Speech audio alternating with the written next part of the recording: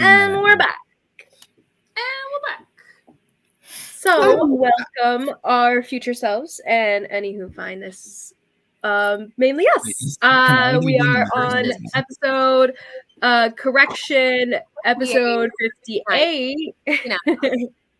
58. And, so here we go, guys. Foundations Found, session 58. Starting off with our Holly giving our little recap so that I can hear the perspective from the mouth of babes here. Go ahead, Miss Erin. What? Shouldn't Liz be in the middle? Is that what you're saying? Yes. Liz should be in the middle. Making me uncomfortable. Okay, there we go. There we go. I'm accustomed to having to lean to avoid the duck. Oh, she's got the lean down. A very like professional outfit. You can't really. Ooh, so cute. I like it. I didn't change when I got home from this. Like we went to brunch with the girls. Sexy on the strip as you archaeological dig lady. I know, right? I feel like an archaeologist. I'm rewatching. Okay, focusing. You guys. Recap. This has been a struggle. That's obviously. Literally 30 minutes later. Oh my goodness. The problem is having good shots. It's okay. Time will slow down because three of us are. Yeah. I do. I'm about to give the recap. Well, Jared, hi. Hi, Jared. I think Jared should give a recap. Jared, do you want to give the recap? The end. All right, there you have it. And that's the end of our game. So you all died. So, recap, everyone. The end. Jared! So, there's a problem. The magical barrier around Etoile is currently down. Bad news. Jingy insists we start to go check it out, and we proceed with the ritual. Jared, stop making fun of me! I talk with my hands! Nathan, you need this recap more than anyone here. I talk with my hands. Deal with it. So we proceed with the ritual. Just me, Kanari, and Nala. Shy sits out, but is watching our backs. Jared! I take it back. I'll give the recap. No, just kidding. Go. So we enter. We're in Valora. It's really cool. And we see Etoile, and she's sparring with her dead father because I needed to be more sad. And so Inala reads the letter her brother had sent, but she died before she could read it.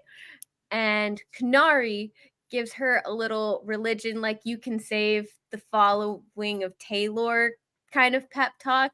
And then I read her the letter that I had written for her in case of my death, because I needed to be more sad. And it was really sad and stuff. And she steps over the wall. Boom, cut to Shy. Because I found it more inspiring. Because boom, cut to Shy. Because the DM is a sadist. Also, he has something called the Immortal Slayer, and I'm very interested in that. And also, whatever the Elemental Cleaver is, I want to know what both of those are at Shy. Cool. Anyways, 3 Komodo lizards with riders start scaling up the tower, and one looks like Merrick.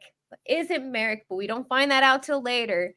At some point, the other 2 that are not Merrick shift into his mom and his brother, Gore and Rocktar, both of which are amazing names. Just as an aside, amazing names. I adore them. Nide snatches the Eltress and dips, and then Shy jumps off the edge after Nide, but he's a bit behind, and Nide gets away, freaking again, using the stupid mist form thing. So then Etoile starts to come back with us to the material plane, but we're pulled into another vision, because it's a high storm again, because we can't get rid of these. and it's Captain Norville again, or is it Taylor, or is it Jezreel? We really don't freaking know at this point. It's the city on the ridge, and he gives us this whole profound speech about how they're not the gods they should be, and hoping that the world would forgive them as they sacrifice their immortality. Carhale does not give a shit about his immortality.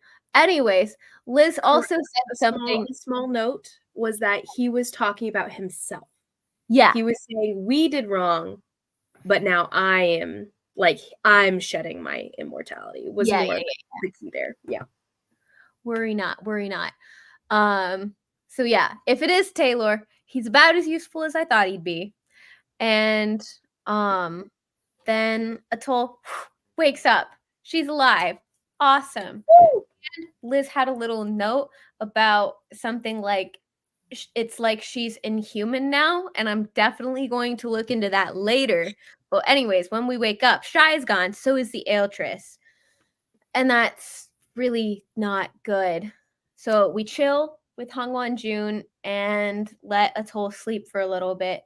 We have some really cool conversations. Nari learning some more about her buddy Jen Yin. And I learned some cool stuff about the Dark Days and about Xian Wei, who's apparently his friend that he lost because I needed to be more sad. Let me see. Storm ends. Shy's back. Doesn't have the Aeltress. Isn't an Oni. Good news and bad news. And yeah, Kanari's a little pissed at him for losing the Aeltress, but I'm a little bit more understanding because I have also lost an equally, maybe equally, kind of, another very powerful item, and it was not good. Oh, yeah, so Honor's dead too. I thought Etoile meant that more like metaphorically, but she thinks the god Taylor is actually dead. And whatever it is that people get their power from, it's just an echo or like an echo of what was. And also, the dragon Coagumus might be alive, but that's just speculation. Yeah, that's about it. And we open on a conversation. We're still at the top of the tower, I think. Yep. So you guys are at the top of the tower. The storm has pretty much calmed here. It's not cleared up. It's still overcast, still a little moody and a little cool outside in comparison to how hot and muggy it was before. But the cold is going away a bit.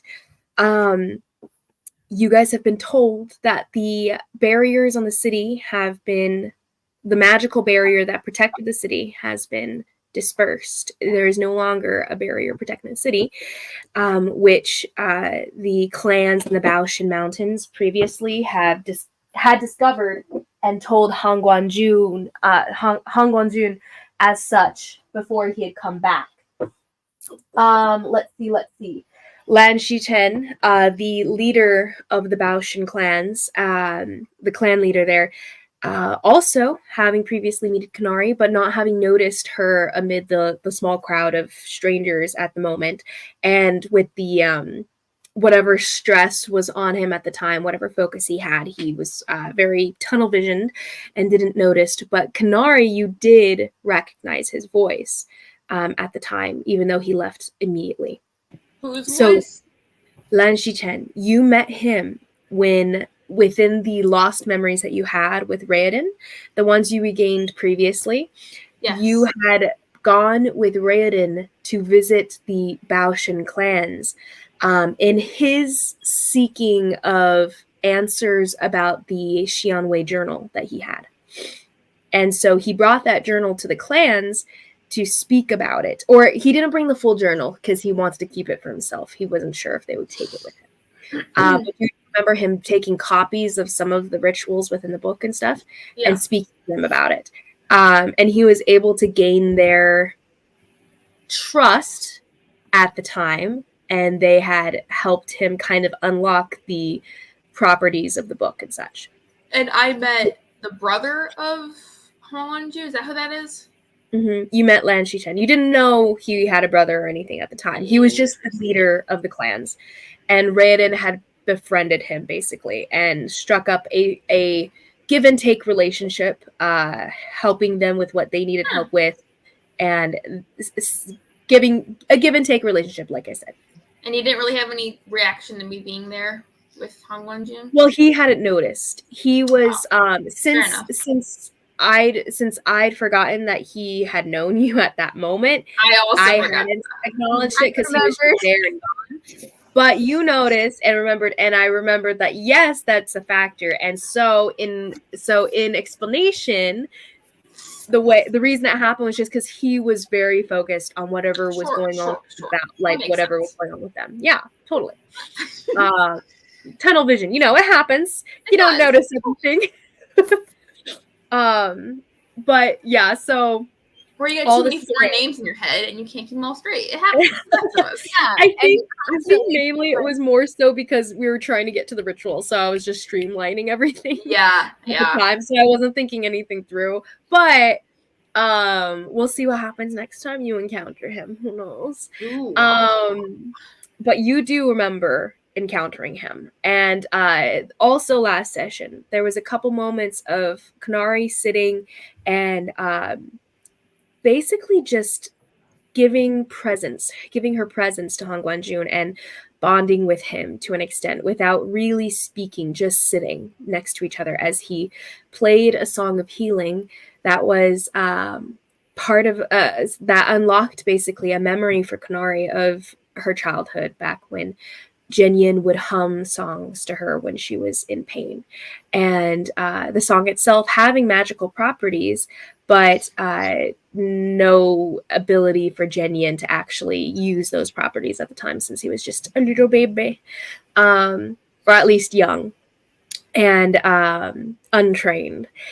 But yes, and let's see. From there, you guys discussed basically everything Aaron mentioned. In addition, though, you guys are okay. So you guys have recollected at the top of this pedestal. All of you guys found each other. Nide has taken the Aeltress back. You guys have well, now it's up to you guys to decide what you guys want to do. Raoden has Karhali's mother, but she is the only one under this curse at the moment because Kanari is freed from it, and Kanari has healed. Have we discovered the amount of healing that you have? If not, don't look for it. It was 10. It was something, I know it was like 10 or below. So go ahead and roll me a d10, and that'll be the new new HP that you'll regain. Keep me to look through my notes and I keep forgetting. No worries. I totally forgot to go back and check that session anyway. And this is easier anyhow. Oh, it's not a d10. To be honest, I think it was 7, but you have a chance to get I rolled a 7, so the magic gods spoke. the DMD gods. So go ahead and add 7 to your new HP max. Karhale is the only one with a damaged soul at this moment. So you guys are standing at the top of this tall rock formation, pedestal of sorts, this column here, and you have Hong Guanjun in front of you, staring in the direction of the south. This is southeast to the city, and he's told you that the magical barrier has fallen, and he'd sent Jingyi and Sijui to go check on the city previously. He seems to be stepping forward almost to the edge of this column here. He's about to step off the side. He turns to the rest of you, his face stoic, hard to read as he always has been, silent. Hey, guys. If Knight knew where to find us, because we had that conversation in front of him, he knows where the ethereal are.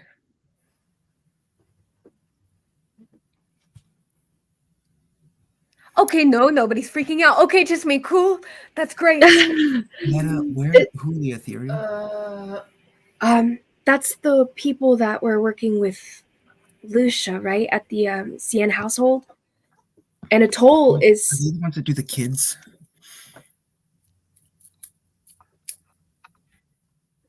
Yeah, the ones that are protecting the kids, the mage-born kids. And we just put all their lives in danger. That's great. that's bad. That's really, really bad. So try to warn them. Well, I we're mean, going to he need to probably book doesn't- it. I mean, What? if he wanted the stone, he probably doesn't care too much about kids. I mean, what are kids gonna do for him? Except as a source of power, nothing. Except as a source of great power. Because they figured out a way to suck the power out of magic people, and I think that's why they were collecting all the mage-born kids back in the Sienna state. They were collecting that power to use for what? Some We sort have- of resurrection of someone called the Executioner. I guess we have a little clue. And it's going to take place in... Guess where? Probably Aren, because I think there were only like 2 places that weren't checked off on their little boxes. Actually, I think that might be a good question for you. To Hangwan Jun. What question are you asking him? The resurrection, like what's going on with it, and what I was asking was where it's going to be. He turns to you with a bit of a furrowed brow, barely any level of confusion that's showing there.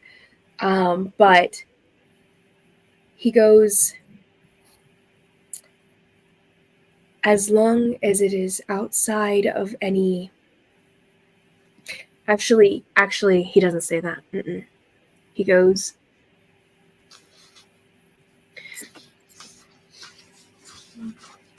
instead, the executioner is not who they wish to resurrect.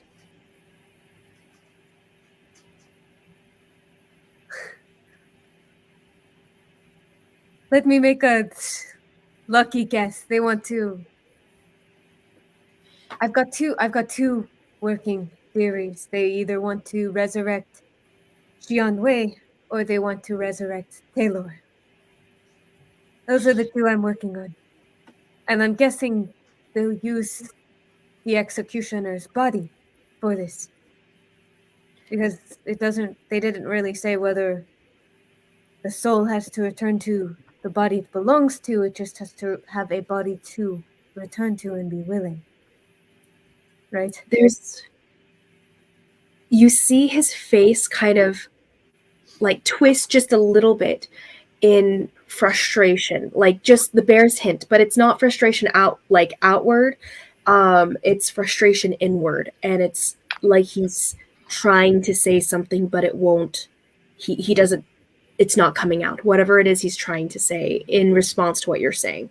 He turns to you, Kanari, and you feel it, like, yeah, you feel hit all of his like body's motion turn toward you. What is it? What are you trying to say? I can't formulate the words, but can you reach into my mind to find the understanding?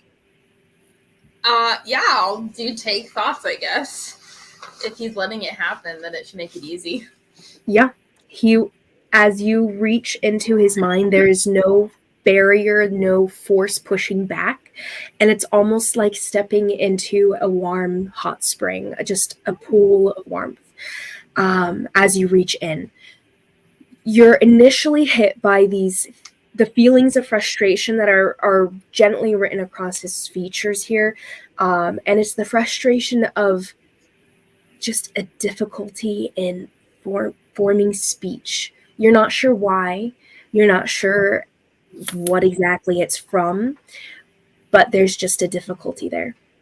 Like he just can't form the words unless he knows what they are first. He can't just try it before he knows what it is.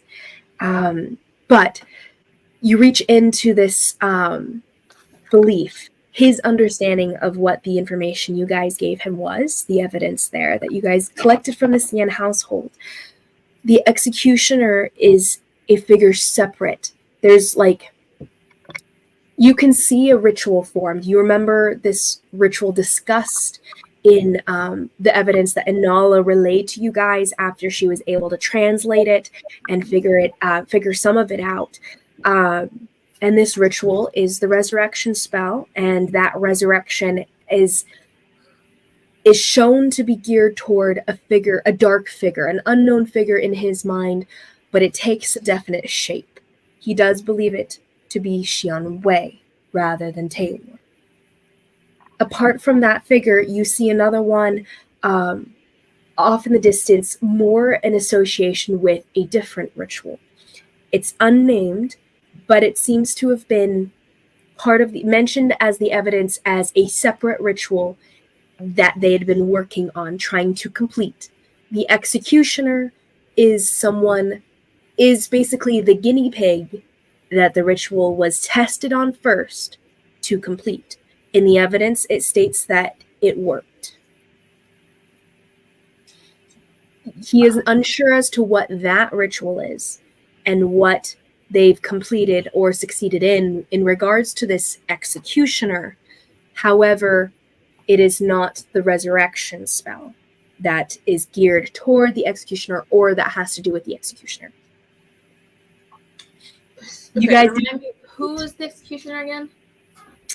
the executioner is mentioned within the evidence as basically just a it's not really described. It's The only thing is it says the executioner's tethering was successful. Okay. So we don't really know But- anything about yes. the executioner, just that he was the full focus of a ritual, that it worked, but he was just the guinea pig. I mean, Kanari should know something about that because I have something in my notes about that. But Kanari knowing something about it? Did we have this already? I believe we had this conversation before. Karhale does So not. Karhale does not know this, but Aaron knows this because it's in my notes. So I'll let Kanari, I will send you this whisper then. Okay.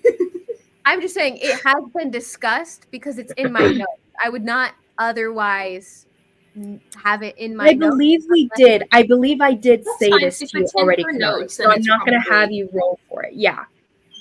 So the executioner was written in a word Oh, wait a second. that meant executioner. It was the kaidi or the guishijao. Guishijao being the... Okay, so I'll just send it to you though. Yeah, I do know what you're talking about now. It's like, what are you I talking want to know. Yeah, same, Rachel. It's fine. No, it's fine.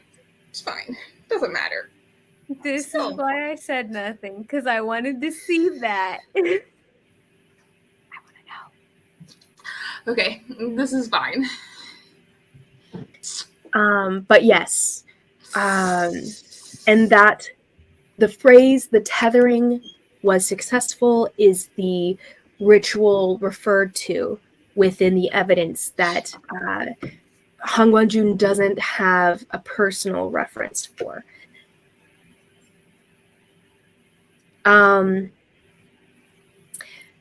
There is the consideration that it could be something to do with Xian Wei's rituals, but he's not sure which one. There's hundreds. Right.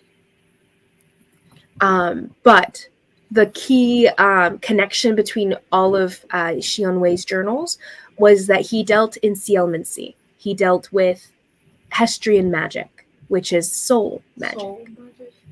Mm-hmm. And it's because Raoden has a book of Xionwei's, one of his journals, that he was able to use a magical curse such as the one on Holly's hand presently. A soul curse. Sorry, say that last sentence again. I think my thing broke up. What'd you say? Part of your memories was that Raoden has one of the volumes of Xionwei's journals. Mhm. He has, well, now he has two because Anala's father gave him an additional one. But he had just the one at the time. Oof. Right. Okay. Mm-hmm. Interesting. Anyway, so that's of a consideration. So it was good to reiterate that. There were, among the information there, it did mention 5 locations, and that in of itself is also a separate idea from the resurrection spell and whatever ritual had to do with the Guixijiao. So those locations having to do with what he believes to be even a larger ritual, something later, just based on his understanding of the notes. And that's what he was able to gain from speaking with the Baoshan clan's leaders, including his brother. And they examined some of this information as well. And his brother went back to continue asking for the clan's help, which actually I will roll for to see how well he's done. And so that'll determine whether there's help from them later.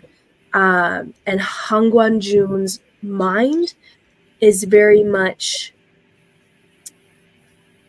unsure whether he will find help through them, but that doesn't seem to faze him necessarily. And without that, you feel this like push on your reach, your telepathic reach here, as though he's trying to push you out again. She'll let him. She likes him enough not to push into his. Oh yeah, no worries.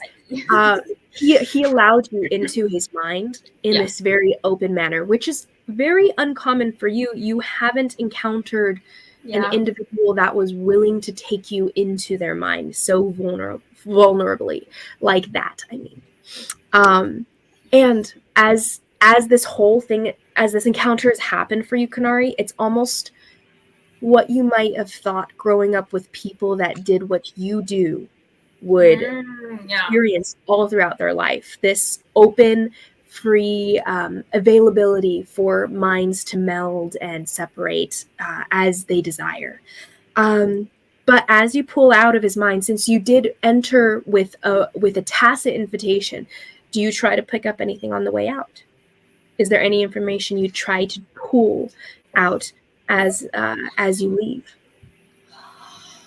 What would Kanari do? I think that Kanari would. This is one of the few people that she really, truly respects. She would not really mess with it too much. She would let it go. She's not going to try to, piss him off. And so you pull yourself out, and you feel warm as you pull away from the telepathic. Invasion is a harsh word, but the telepathic entrance, I suppose, into his mind. And then, what are you guys doing? I think we need to make our way to the ethereal base as fast as we physically can. Unless anyone else has any better ideas. Oh, there's maybe before we leave the desert, maybe we should see where Merrick ended up, so he's maybe not stranded in the desert without a horse? He'll be fine. It's multiple days' journey. Yeah, I've done it. Yeah, I've Yeah, been Mon- in the desert as well, multiple days. Like I've spent many weeks in the desert. I think if he's any comparable person, he should be fine, right? Comparable. Why would what's his face just leave him out? Like he probably just saw him at the party. Merrick turned and ran with everybody else, and then he decided to use that to his convenience. Okay, yes, but if you'll remember, Merrick left with us on our horses. So that was Nide. But- Therefore, Merrick is probably stranded somewhere in the desert. Okay, if he's between the city and the state, it's not that far. He could have gone there just walking. What are We we could try to see if he's I'm on his so way sorry. back. What? Say it again. I'm trying to convince Kanari to. We need to scry on Merrick to find him to make sure he's alive. Oh yes, I mean, the scrying eye. I'm not against scrying, but should we use that scry to figure out where Nide went with the Aelfress? That's true. But We listen, could chase I'm down- not against we could scrying chase on down him. the creepy. Making sure that's fine. Kanari just thinks it's gonna be a waste of time to go scrounge in the desert for him. She's not thinking about the scrying thing. That's not something that would cross her brain. It's just if he's I need more.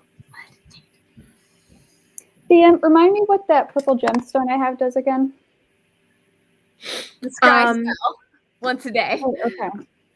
It's called the scrying Yes. eye. If Scry you spell. want- Basically, it So allows this you. is the scrying eye we're talking about. Is the Yeah, purple gemstone? yes. Pretty much, yeah. So you get to use it once. So their conversation right now is Per day. whether it would be better to use on Merrick presently or on Nide presently.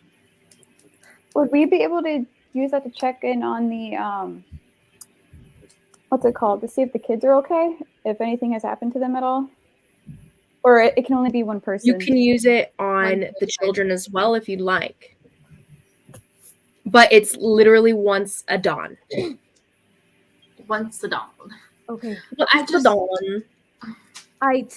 I understand that Night is the more tactical decision, but if this guy is dead because of me, I would not be able to look Jessica in the eye.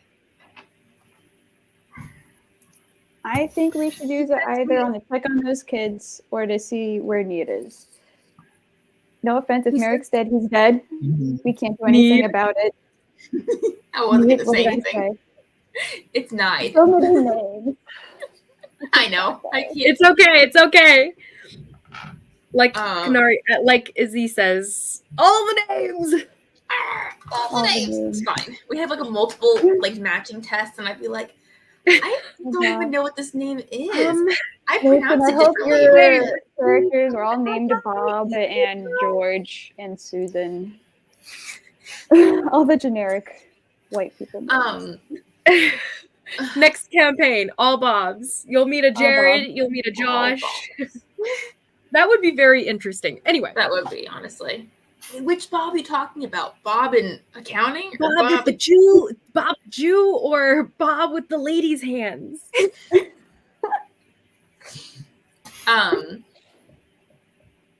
I don't know. Do what you guys think is right. I mean, I don't necessarily want Merrick dead or anything like that. But this is why we have to just not ask people for help. It ends up just backfiring. Okay, in my defense, I didn't ask him for help. He insisted on coming with me, but the point is, Daskir sent me to him if I needed help getting out of trouble, and he helped us get out of trouble with the We ministry. got out of trouble. And if he ends up dead because of me, I could never forgive myself. Fine. It's not like we're gonna catch Nide right now, anyways, probably. He's crying him. It could help us, though. I'm just saying. It could. This is probably the only chance we're gonna get to scry on him and be close. It's true. Shy, that's probably the smartest thing you've said in a while. It has been a couple hours since the fight and resurrection, by the way. Hours? Yeah, but a couple hours is better than a couple days. Hours. Because Okay. you guys because there was period of time of waiting where Shy went down, came back up. It's coming on like 5 p.m. or so in the day. We need fast travel, people. No one has fast travel. Okay. Do you say that? Okay. Scry all night. Many lives are more important than the one. Your life is more important than Merrick's, unfortunately. So we gotta find the Eltress. I don't give a shit about my life. Well, That's you have obvious. But two people here that regardless, do. I'm just saying the lives of, multiple mage-born children and, the safety of the ethereal and all the work they're doing outweighs the need of the one. So, or we could burn Tall to the ground and just start again. Or we could run away into the Shy's menu in front of the tapestry and never come back out. That would be cool. I can't do that. Sorry, though. sorry, do what now? Run away into Shy's little tapestry land and never leave. It was pretty nice, actually. Have you had too much Shia? What have you been smoked any? I mean, we can't just Nothing. run away in my home. What? Let's just scry on what's his face. Okay, to you or should I? I don't know. I can do it. I don't trust you. Mm-mm. I'm sorry, I don't trust you. But I'll do it. Whatever. Holly says she doesn't think she's important, and then Kanari can't see, so she wouldn't be able to do it. And then Anala, you're always kind of like, I don't know. So Wait, what did you say about me? well, you said your life's not important, so I feel like you wouldn't be super committed to scrying very well. So I was more just saying that in regards to saving a bunch of people, I don't care if I get hurt or dead in protecting them. well, you should always care about your own well-being. That's what my friend always told me. Who's your friend? Oh, he's the one who gave me my home. Who gave You your said home? you said your home is with the Ati. Well, no, I mean I lived with the Ati, but that's not my home. My home is here now. And I'll just hold up my Tapestry. tapestry. What is he on? Do you Not smoke? the tapestry. You He's holding it up right Right. now. Do you drink something? What do you smoke? Are you just an idiot? I mean, I drink, yeah. I do like gooseberry juice. Gooseberry juice. That sounds so gross. No, Okay, it's really good. You can try it. Kanari, trust me. It's really good for your skin too. I mean, look at mine. I am amazed. It looks luscious. No, you can feel Kanari. You can feel it. Look. I feel like a wet fish. Is that appealing to some people? Oh, I'm wet? Wow. I've never had anyone say that before. Normally they say I'm dry and rough and coarse, and that I need to moisturize. But why would I? If you're dry, then why would I want the goju berry juice? Because I've never had acne or any blemishes in my skin. Okay, we should scry on night. You are incredibly. Let's scry on night. Okay. Is there anything we need to do? I kind of like you. You're kind of fun. You're only small, but I like you too. I forgot Etoile was alive again. Ma'am. She's just been kind of sitting there cross-legged watching you guys kind of argue back and forth. And she stands up at this point, kind of dusts her hands and her pants off a bit from the ground. She goes, Yeah. well, I think Nide's probably the more pressing thing right now, right? Your friend Merrick if he went with you to this estate for whatever you guys were doing there, which was dangerous, right? He can take care of himself, I would assume, yeah? Yeah, sometimes he's more dumb than me, but I think he can take care of himself.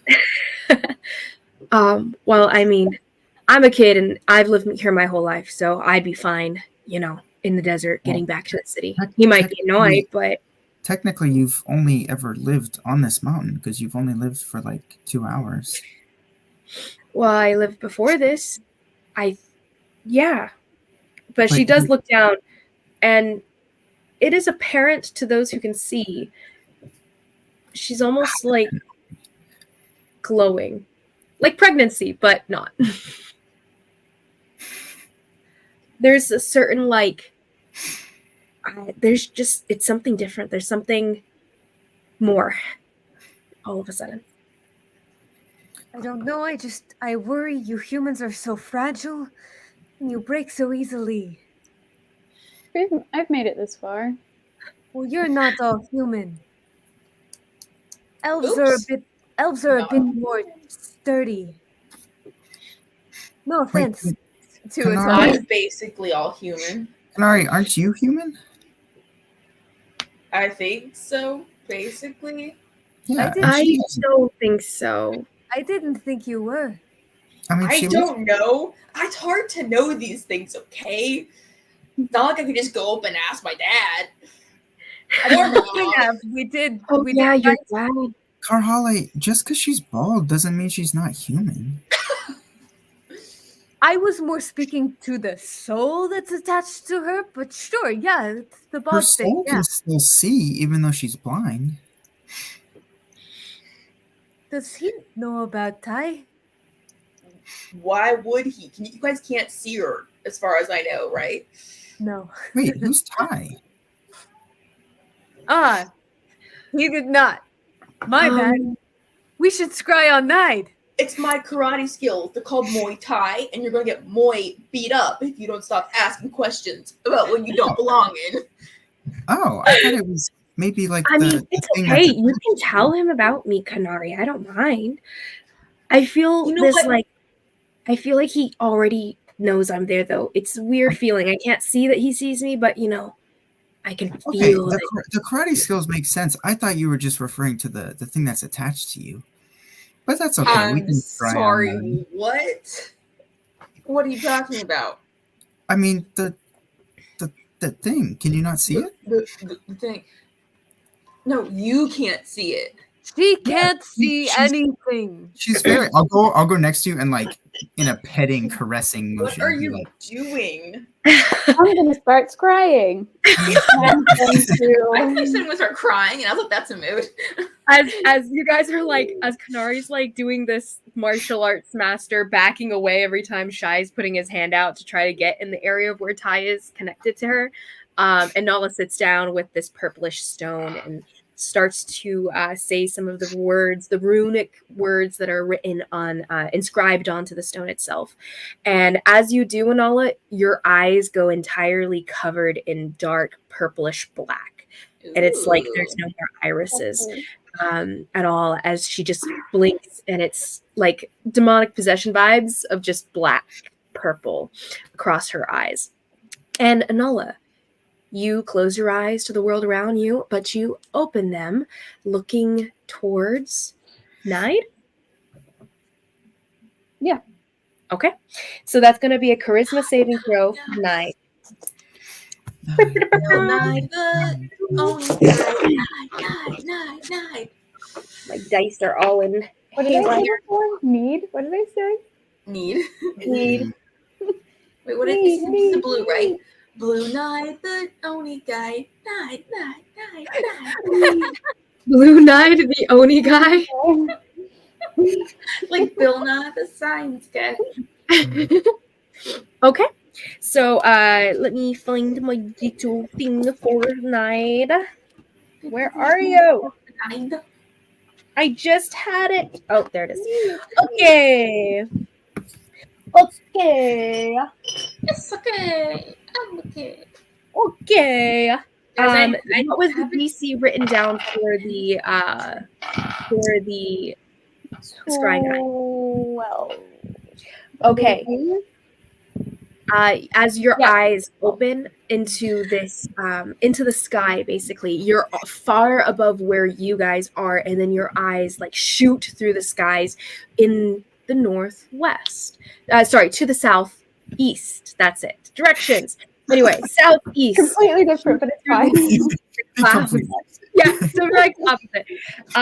Shooting through the clouds of this overcast day, and as you're shooting in that direction, all of a sudden the eyes almost get shoved backwards and dispersed, and then you blink your eyes open and you're back where you are. It failed. Well, dang Flabbit, that didn't do anything. Did you do it right? A 14. Yeah, I did it right. Wait, what is the save? It's okay, Anala. You're still It's 12. important. You never said I was. Save is a D12. Sorry, DC 12.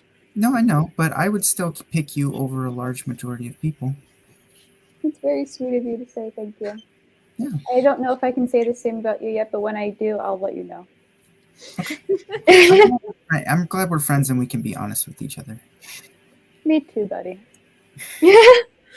Well, if it didn't work, what are we doing now?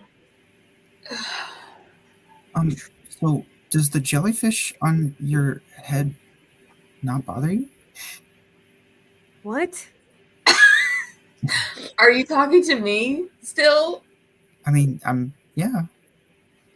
Okay, I don't know what you're talking about. You can't see her. I mean, you can't see. No, I can't see Anyone. anything, but you can't see her. This is right, Ty. They can't. No one can see you. That's the point. No, of this yeah, thing. no one can see me. I don't know what's going on. What are you? Some kind of witch? What do you want with her? I will kill you right now. Tell me. And grabs his collar like, what's your game, pal? Oh, you're really strong. I'm not, but I'm aggressive. Thank you very much.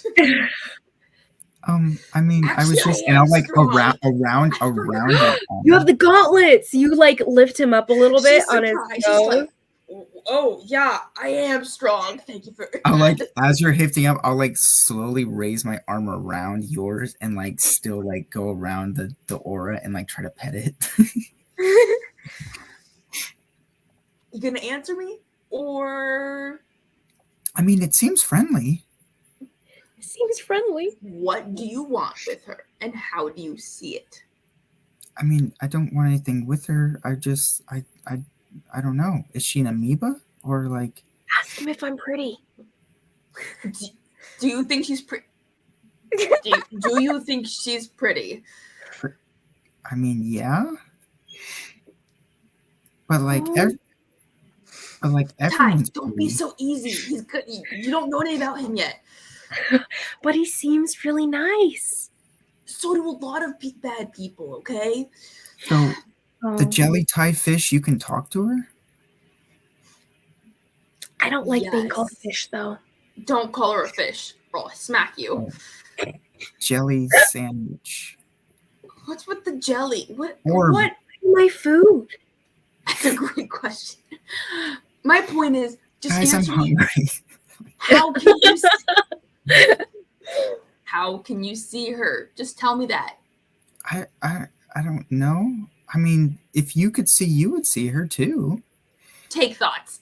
She's not messing with him. He's like, tell me. Reaches in immediately. Surface thought, shy. What does she sense? Oh, is there no save on that? It's just straight Not up. the surface. Well, surface thoughts, no. I mean, yeah, she is kind of pretty. I mean, she's kind of weird looking, but I don't really know how to do it. I mean, Kanari's pretty too, but like, she's like actually pretty. But the weird jellyfish is like amorbously pretty. She really doesn't trust him now. Do you reach deeper? Yeah, she does. Okay. Now there's a He's save. a threat to her. Roll a wisdom saving throw, shy. Yeah, no, I totally get it. My wisdom As you is force the claws of your telepathic fingers into his mind, and shy, you feel this. Well, you don't feel it yet, but your brain naturally kicks up a response. 14. Yes. 14. Minus 16. Amazing. Okay, what is the specific thing you're looking for, Kanari? She wants to know how he can see Ty and what he wants with her. If anything. Okay. Like as you reach deeper in, is Shy, really what weird. does she see? It is really weird. It is really weird that I was sitting up one night and was able to see Ty. I mean, I don't really know anything about her. She was really cool though when I tried to go over there and touch her. She kind of like went into my hand. She wasn't afraid, which is weird because a lot of animals are afraid when they're first time meeting someone. But she's also attached to Kanari, so I don't know if she's like eating her brain and Kanari doesn't know. Maybe I should tell her she's eating her brain. Who knows?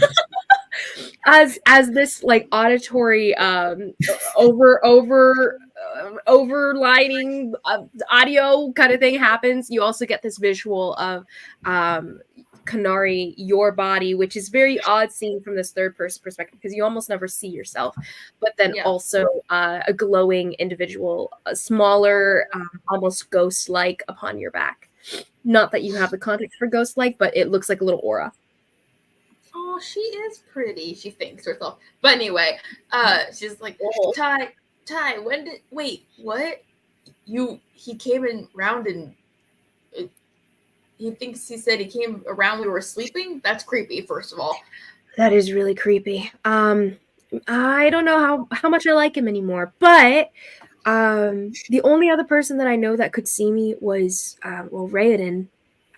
He somehow could like open his eyes to see more. Maybe Shy can just see more now. I'm Raoden's son. Oh boy. Interesting. I don't know, but he doesn't seem like he's got any bad plans. Have you been getting headaches, Kanari?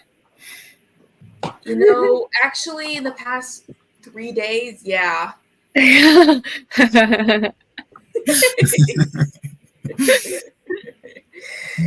Okay, I love the little glance toward your watch. Just kind of like put your face toward the sun, like in the last 3 days. The feel of the sun tells you what time of day it is. My friend taught me how to be a healer, so I'll take note of this and pay attention to anything further. Let me know if you feel any worse. Okay. You're so weird, and that's coming from me. But I don't think you're a threat. He seems very sweet, if a little dim. Yeah, that's fair. Anyway, so what's our plan moving forward? What are we... We need to go to the ethereal base because I have no other way to contact anyone there. I have no way to warn them except to go there myself. That is true. Didn't you guys say that your friend Nemo, like, gave one of your earrings to some kid? Yes, but the problem is we're not in a close enough distance for it to work. It's too far away. That's a good point, though. Should we get that earring back? Because it's probably not good for this kid's, like, mental health to hear us screaming at each other about almost dying and stuff all the time. Well, you have to be within 300 feet of each earring to be able to hear through each earring. That's pathetic. I don't know, it's 1,500. I'm mistaken. I will double check. I thought it was. But what I thought it was basically the message spell. Ah, I see. So we're gonna climb down the frickin' tower. Well, Hongwen is still there, just kind of also watching quietly. You guys also have a toll with you, so you guys will have to travel with a toll as well. You guys have a couple horses down below tied up. I believe only 3, correct? I'm not sure off the top of my head. I believe no, it's 4. It's 4, one for each of you, because Shai did have one with him. Keep in mind the travel. Okay. So anyway, Hongwen Jun is about to fly to the city to check on things. Take us with You're you. about to fly to the city to check on things. Can you check on the ethereal and make sure they're not all dead? Thanks. Or I'm take not us with you? personally connected to the ethereal. I mean, if I like tell you where their base is and how to get in, you can say the Shadow's End sent you. Carly, what if he's Roll a an persuasion check. Carly, what if he's an omen? Yeah, dirty 20. Dirty 20? Okay. First dirty 20 of the year. Yay! Woo! He goes, and this is out loud. He says,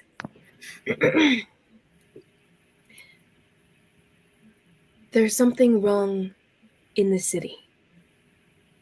I would initially check to see if I can right the wrong, and then I will seek out your ethereal. Faster than we could get there. I mean, the problem is probably Yuji one, isn't it? He doesn't say he just pauses and kind of eyes go off to the side a bit. He goes, I would assume, yes. That's great. You better hope Knight hasn't gotten to her first with the Eltress that he just took from us. Wait, That who? would be, Who's Tanya? yeah. I am familiar with Nide and his level of reacher. He cannot travel that fast. Not as fast. He was pretty slow. He was very shy. Yeah, you remember him drifting, and it was like a cloud drifting, which was fast, but it wasn't very fast. It was a Like not as so fast are as you- you're moving. It was like a Do slow. you know where Knight is? Can you track him down? I do not use well, no, he doesn't have it. But he goes, I do not use such magic. But I will seek him out. I plan to. And Because I'm fast. I can zoom, and go somewhere and beat him.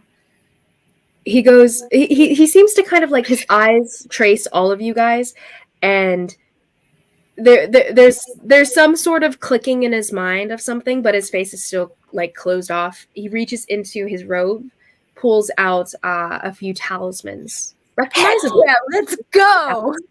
Wait, what, DM? Sorry. He pulls out feather talismans. The little the ones that remove the weight for an individual. In theories, when you snap them, it's the feather fall spell, and so it's supposed to keep you floating until you hit the ground, in essence. So removing most of your weight. Is it with one-time this- use? Or Yeah. We really yes. need to get some more. Do you know where we can get more of these on like a regular basis? These are really handy to have. I create them myself. Doesn't Anala have a magic book that she can just write spells in? No? Canary whispers in He her does. mind, like not aloud. Anola, you do have not a book as of now. Oh well, actually, you technically have the other mage's spell book with you now. Spellbook, You yeah. could write in there. I can't. But you also have your own collection of notes of some spells that you've picked up as you're figuring out spells these days. Inala, is that something you could do? Yeah, I mean Anala's smart. You should. Anola, you know you plausibly could. It would take time. Yeah, that's true. Feather falls first. You totally could learn that. Theoretically. Mhm. That'd be pretty cool. Hongwenju does look to you and nod as though for future reference. Canary whispers in her mind, just to him, "You're really cool." And then, like, it's kind of like embarrassed, like that. So, like, anyway. Really cool. He, you hear this like acknowledgement in your in the telepathic bond of like a reminiscent of a nod verbally. He mounts his sword he looks back to the rest of you. So long, sorcerer dude. What? Why are you the way that you are? Because I am a little bit wild tonight in the head, so it's fine. Whew, This my is just bee. the way I Steps am. onto the metal blade and starts to lift into the sky. And he Kanara will bow to him. he bows in relation. You did send him to check on the ethereal, correct? But he also told you that he is going to check on like the danger to the city first, basically. Fine. And but he did let you know that Nye doesn't travel that fast. So we shall see what happens. So as he drifts off and he starts to make his way southeast, what are you guys doing? Are you guys mounting your swords and setting up as well? Sword singular. Kanar's the only one that has one. Yes. Sorry, singular, but he gave you 3 talismans, so you guys can choose 3 of you guys to be basically weightless, to be tugged along, tugboated. Okay, in your world, Meta, in your world, does terminal velocity exist?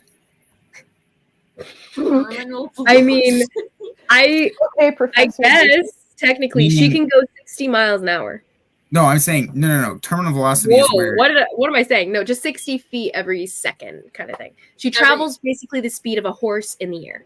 No. I know. I'm saying just terminal velocity, meaning that if I drop a penny from the top of that hill, it's only going to get to a certain speed. Like it's never going to rocket towards the ground because it has such little weight. So hypothetically, if Shy Sprout was to transform into, say, something very tiny, could he not take much fall damage? Because that's the limit of the 20d6. So he'd still take 20d6, even if he was like. Even if he transformed, he would still take 20d6. Wow. Goldfish. Okay. Death. I have goldfish. Well, so much for that idea. Sorry, buddy. It's a good idea, but hope you find your game. Ooh, I could wild shape into something small and get on the sword, and then everyone else could use a talisman, and then I could just take the horses back. I could ride with the horses, and you know what? I chose 3 as a random number. I'm gonna roll a d6 for how many talismans he had on him, because I should have rolled for that in the first place, because it wasn't for sure how many he would have, because he would have given some to Sijue Jingyi, and whether he's had time to actually make more recently is up in the air. Yeah, he only has the 3. Okay. Okay, so technically, Kanari, how many people could you take with you? 1 or 2? I mean, if you're taking the small people, Inala and are we talking about floating or non-floating? Non-floating, just chilling with Probably you. just 1 and me on the sword. Okay, so probably Inala, because she's done that a few times before, and then so we don't waste one. Shy and I could probably turn into something smaller. So and that question. way we only have to use 1. Why are we using these right now? I go as fast as the horses. So it doesn't take us an hour or so to get down? We're talking about getting down. I see. Yeah, there's that. Okay. I mean, unless you... Oh, wait, I guess you could just, like, take a couple trips. Yeah, I could just that works. Trips. Okay, yeah. If you guys shape into something smaller, then I totally could just put you in my pocket for a hot second. Just go. So a part of the reason to travel in the air would just be to avoid troubles on the ground, because it'll just take extra time, because you guys will be traveling on the ground, kind of thing. But it's up to you guys the way you want to. Just keep in mind it'll take you the same amount of time technically, because of Wapiti with Karhale and stuff, but there's the chance of running into trouble on the ground. Would the talismans last all the way back to Erol's? The talismans do last as long as you're on the ground, in the air. Oh. So do we want to abandon the horses because we've killed so many horses at this point? Or I mean, I could like tell them that they're free to go and do what they wish. you know the most dangerous occupation in D&D is being an adventurer's horse. 500 feet for the message rings. 500 feet. Okay. Yeah, I thought it was 400. So even better. Cool. Okay, I do think this would be worth the use because we should probably get back there as fast as we physically can. Whatever you say, that's your choices, folks. I just drive this boat sword thing. Hey, Etoile, Okay. check this out. And Karhale is going to a wild shape. What do you mean? Oh my goodness. Oh, good. I was going to jump off the edge and Let's choose go. the talisman. Ready. Into a snake. Into a little sneak. Snake. A schnick. And you slither on the ground, and she's like totally freaked out at first, and then she kind of just shakes it off, and then like kind of smiles as she crouches down and like pokes at you a bit. She's like, A "This very- is weird." A very pebbly little snake with little blue crystals that jut out along its back. You're really pretty though.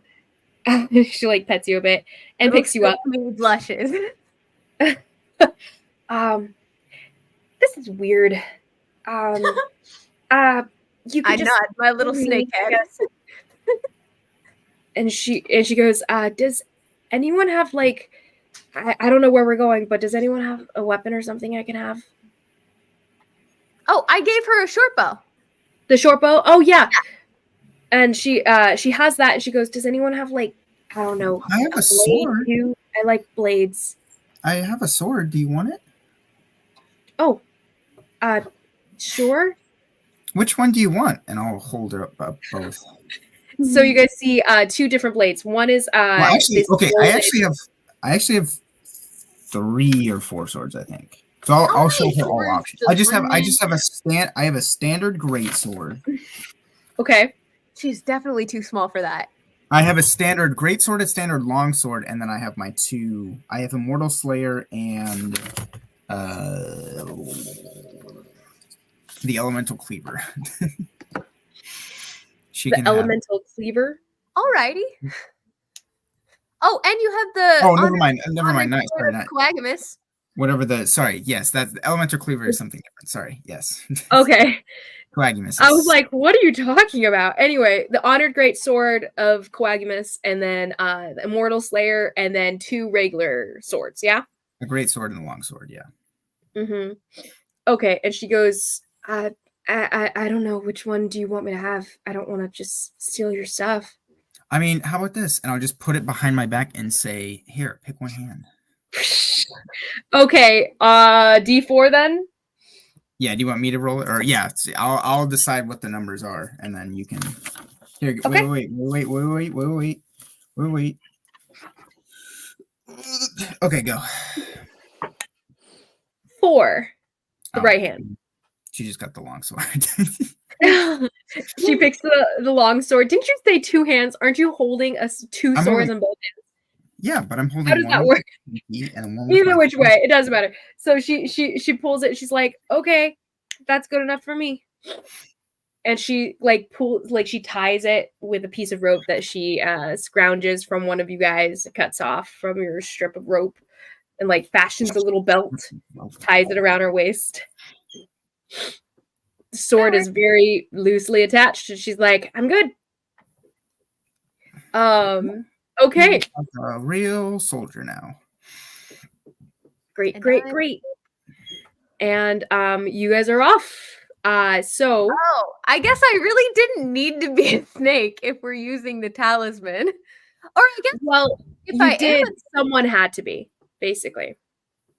so that you guys can travel with. Well, if Anala's riding the sword, Nala was going to go on the sword with her, and then Shy, Etoile, and I were going to get dragged behind.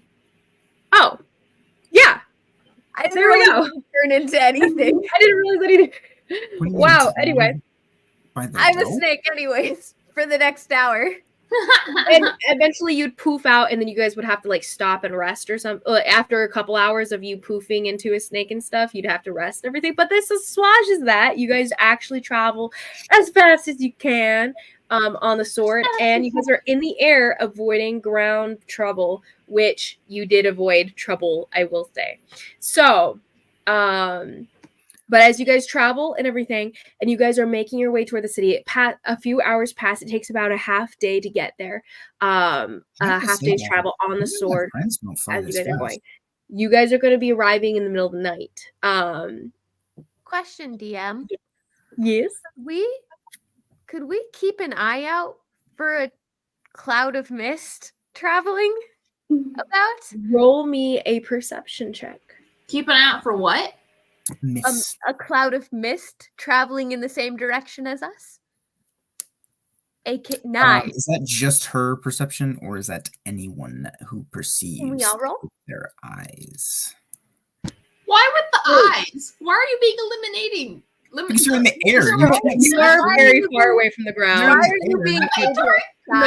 Nori, I would say you can roll with disadvantage, so negating of your regular advantage, and then It's new like Toph disadvantage. riding Appa. She can't do anything there. What?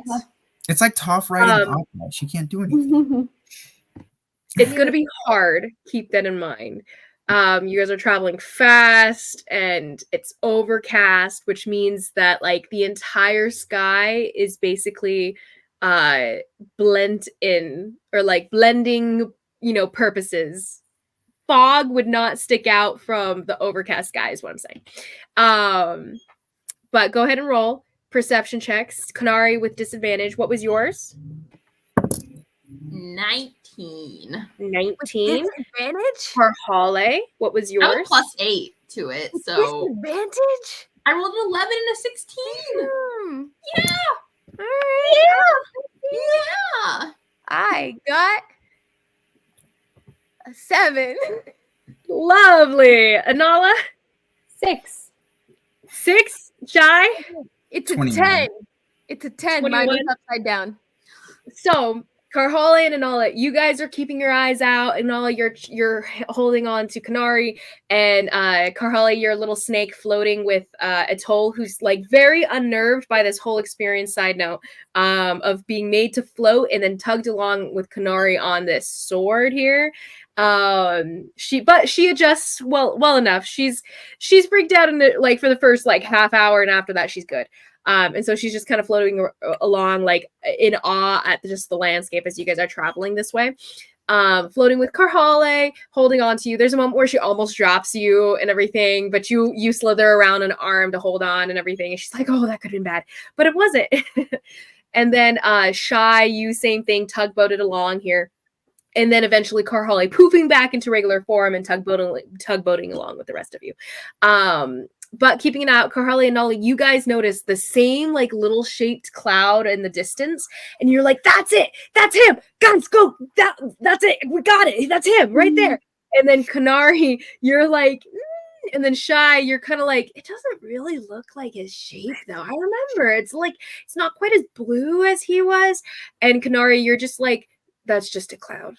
It's just there's no heartbeat. I don't know what you guys are saying, basically." As you guys are traveling along, but you guys are so sure, and it takes a few minutes of like, no, it's fine. And then as you guys are traveling farther, Shy, you got a 17, right? 21. 21. Okay. Shy, there is Kanari, you don't see anything either, nothing that, or no, you don't hear anything that seems alive around you guys. Shy, there's a moment where you feel like you catch sight of something that like strikes you as maybe him, but this is coming on hours and hours after. It's dark and everything, and there's a moment that you see something, and then it's gone, and you lose sight of it immediately. Etoile, did you see that? What? No, I didn't see any. I can't see anything. It's too dark.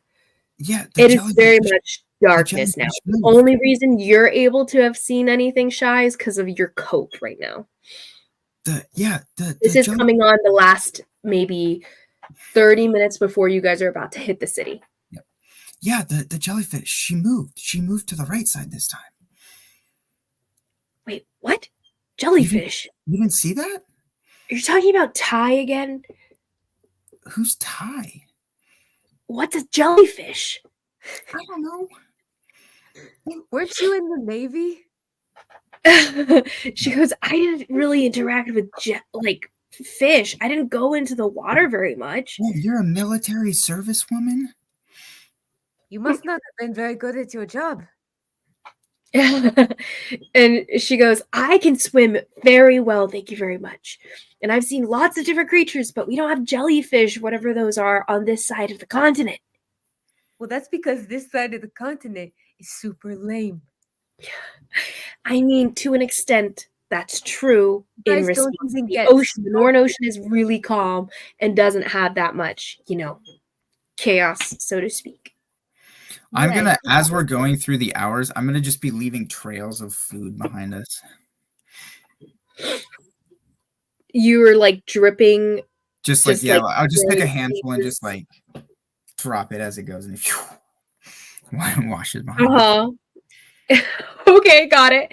Trail of like seeds and stuff and pieces of food, edible things that you've picked up on the mountain from before. You are an odd duck. Oh no, it's I mean, we're gonna be here for a long time, so we might as well see if we can see any sand scrolls. Any what now? Sand scrolls? One more time. Sand scrolls? Yeah. As in scrolls but made of sand? Yeah, but haven't we didn't we fight some Skrulls once? Because this couldn't be any more of a hellscape of a country. No offense. As you guys are about only like 30 minutes out of the city and you guys are getting closer, you guys can start to see it from a distance. Normally, you guys see a bit of light coming from this city here, lifted above the rest of the desert since they're on the top of basically a mountain that's been cut off, a plateau here, raised above the rest of the desert, with walls that surround and protect them and towers that seem to have like some sort of magical barrier that also protects the city. As you guys have gotten closer at this point, you guys see the same lights that you recognize, and Nala, you latch on. Karhala, you guys latch on. Shy notices it first, and then the other two of you see it as he's like, oh, there's the city, and you guys are making your way like in a downward arc to enter or to land within the city or right outside. Are you guys actually going to land inside or right outside? Well, let's determine that, because as you guys are seeing the lights of the city, Shy, you notice right away that the lights are flickering strangely.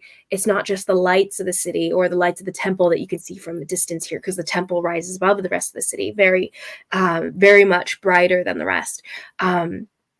The statue of Taylor itself actually is almost visible to you, Shy, when you guys are even getting a little closer because of the robe itself and how far you can see. But you see that the flickering lights are flames that are licking across the city and rising as the smoke is billowing up, and you guys could barely see that from a distance here with the overcast ness in the sky. Like you couldn't see the smoke through the clouds coverage here, but now that you're closer, you can see it rising from the city as the city seems to be on fire to an extent. Chaos itself. And you can see, Shy, the statue of Taylor at this distance. It's missing its head. What did we do, guys? We did this. We started this. Okay, this is really bad, and you'll have to forgive me because this is a really bad joke I'm about to make. But isn't it kind of funny how Merrick went with us because he didn't want us to burn the city down, and then he left, and then the city ended up burning down? So terrible, but it's true. Okay, I'm sorry. Thank you for indulging me. Thank you. I will never say anything like that again. Oh no, please do. That was perfect. As the city is burning, Sorry, Merrick. what do you guys do? It is presently about 10 p.m. Oh my or gosh. so when you guys are arriving. It's in the middle of the night. You guys, how well, up to you guys. Do you guys get closer? Do you guys go in? What are you doing? Well, time to turn in, guys. It was a good day. We got a toll back. Guys, Things are looking Time to up. head back. Nope, let's just turn around. Nope, too bad. Well, and Etoile is like, oh, Taylor, no. What's happening? And she's struck pretty dumb by the whole thing. From what I can smell, it's burning, Etoile. Yeah, thanks. I can tell. Okay. Just making that clear. Does the city have like aerial defenses from what I've seen, like walking around the upper RA district? There are towers that rise up surrounding the walls, on the walls, like sentry turret kind of towers that rise up around the city, circling it. And there's one to the center of the city where the temple is as well, right next to the temple, probably a part of the temple, to be honest. Beyond that, nothing, if that's what you're referring to, but yes. Some of those towers are broken. There's probably about 8 that surround the city and everything. Maybe 3 out of the 8 are can broken. I, from I have my a thing for that. intelligence of animals that, cause fire themselves, of human-made fire, of mechanically made fire, can I smell what this is? Does this smell natural, like organic, like a breath of fresh air, or does it Fresh smell air? like If I would, okay, normally I'd say you'd have to get closer to be able to smell it, but if you have Canary circle to the back side of the city, like all the way around to where you guys are at the angle of the wind carrying the smell to you, you'll be able to scent that. I mean, sure. Out of It'll take curiosity, time. Do you spend the time to fly? Well, like, are you guys getting close to the city, or do you guys stay distanced from the city? What are you guys doing? Because if you want to get to where the wind is carrying it towards you, you'll have to basically go around? clock. Yeah, you'll have to go clock. I mean, well, guys, this isn't part of our adventure, so we can just, turn around. Like, Funny. realistically, go ahead. Is someone attacking the city? I have a thing.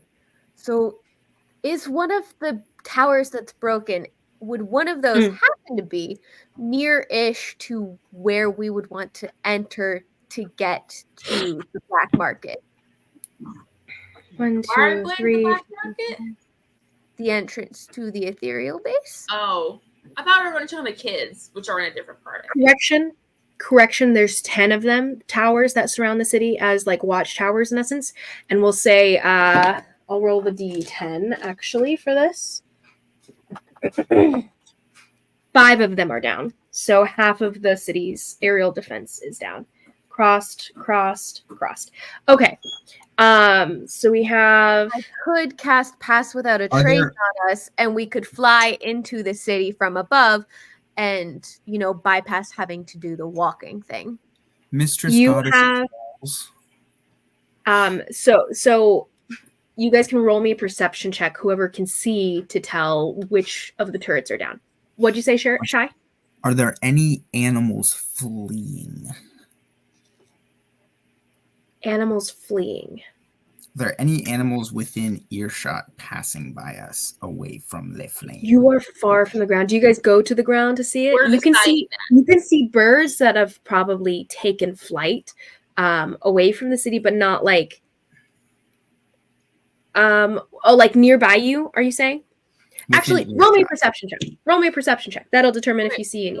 My question is there anything that we've read in the notes or anything that we've really gotten so far that we would think, if someone were to set a fire to the city, like Lady was telling you, this would be something you should be trying to go for / maybe create a diversion, like something that this would be what they would while the defenses are down and everything's going crazy. You know what I mean? Like, roll me a investigation check, Kanari, based on what you've she will be experienced. saying this out loud to Anala as well. Okay. Anala is smarter than her. Yeah.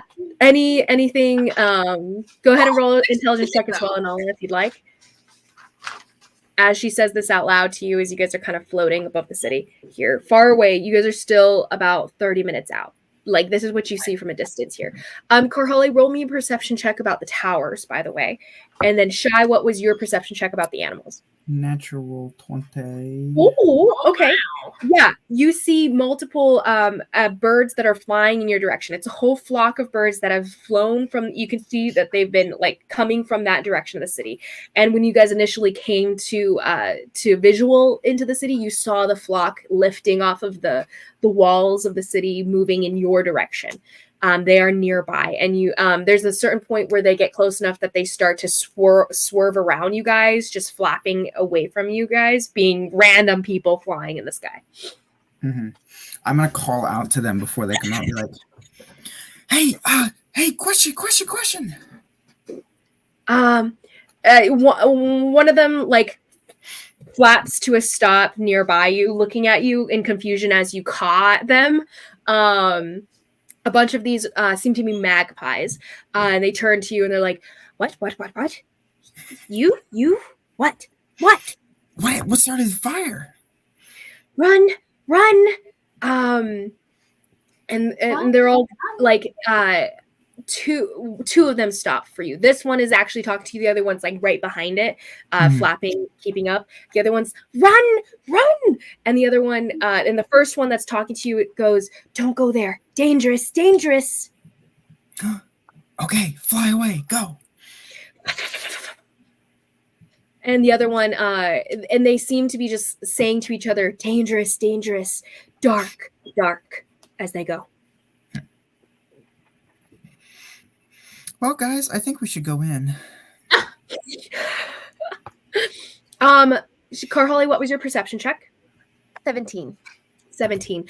Okay, so from this distance, it's very dark. You can barely see. You can only tell from this distance that the one tower that's directly in front of you from the direction you guys are coming to the city from is down. But the two next to it are still up. You can't tell on the far side or to the sides because you weren't the roll wasn't high enough to see deeper than the first three from your angle coming in. But you can see that the center one from this angle is down. But even if you flew over that area, you'd probably still be seen from the two side ones next to it, adjacent to it. Okay. We should probably enter from the gate below. It's too risky going above. And Kunari and Nala, what were your guys' investigation checks? 17. I know, And Nala? right? Pretty good for her.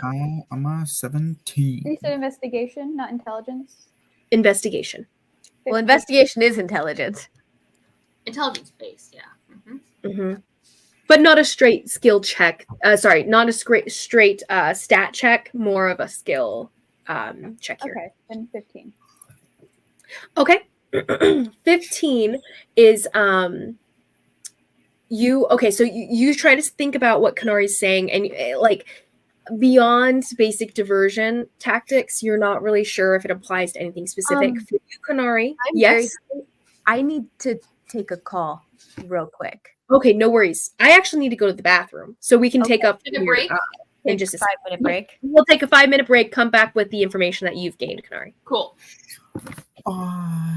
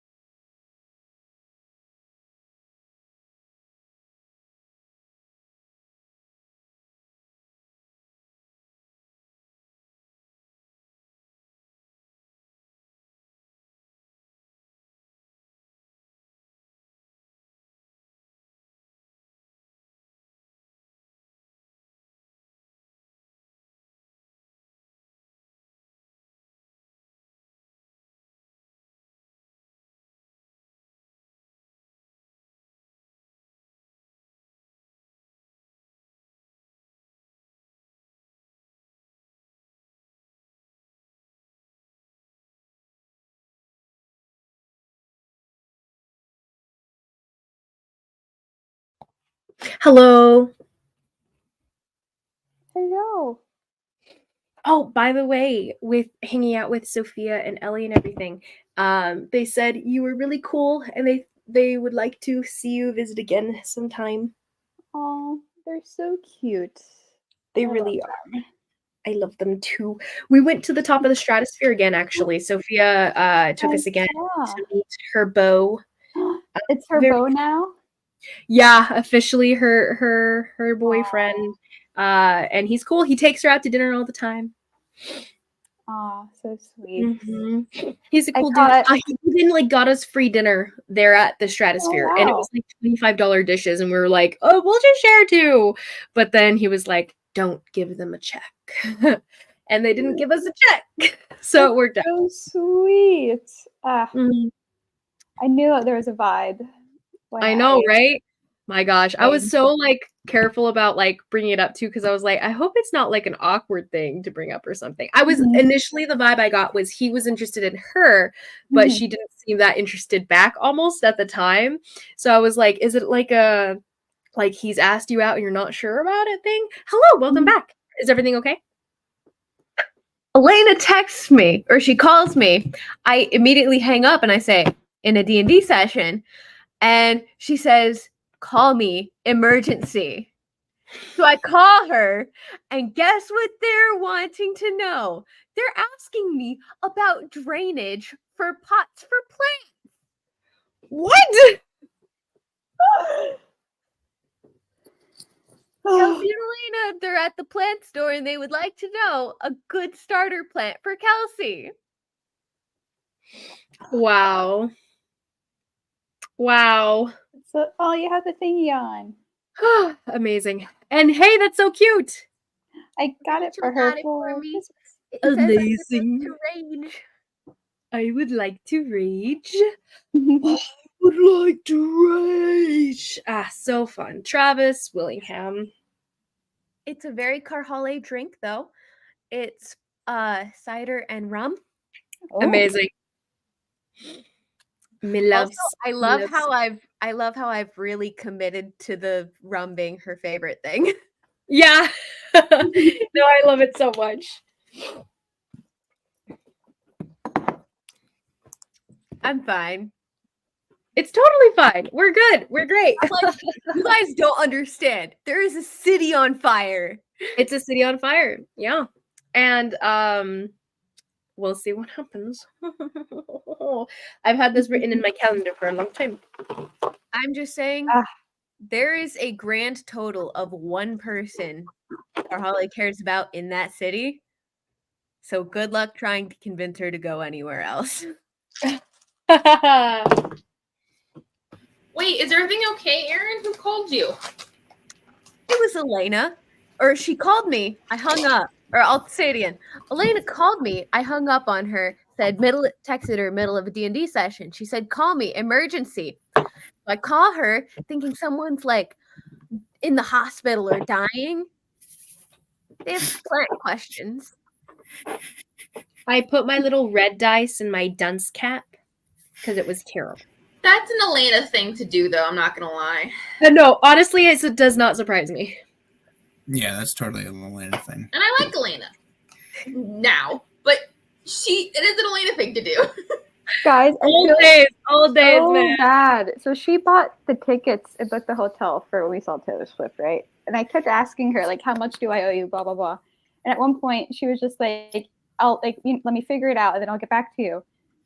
And that was in July. And it is now January of the following year. And I haven't paid I her back think yet. just What? accept it. If she wants you to pay her back, she'll Elena's- contact you. She's not hurting for money. I'll let you I know still that. feel bad. I have No, to yeah, ask her. definitely try to pay her back. But if it's any consolation to your conscience, she doesn't need it. Oh, Also, Siri, I need Rachel. everyone to appreciate my tankard wrap that Rachel got me. I would like to rage. Hey, Rachel, why don't you just send her like a base amount that you assume it's going to be, like $100 or something, however It was much. more than that. It was probably after a hotel and ticket, what, like 3? But like you could send it and be Yeah. like, hey, I'm not sure what the amount was, but here's the base amount. I'll that I send it think as a If wedding I'm wrong, send me surprise a on different. her Happy wedding. wedding. Happy wedding. Here's the money that I owe you. Spend it on your honeymoon. Oh, that's actually a great idea. It's like finding $300 in your jeans.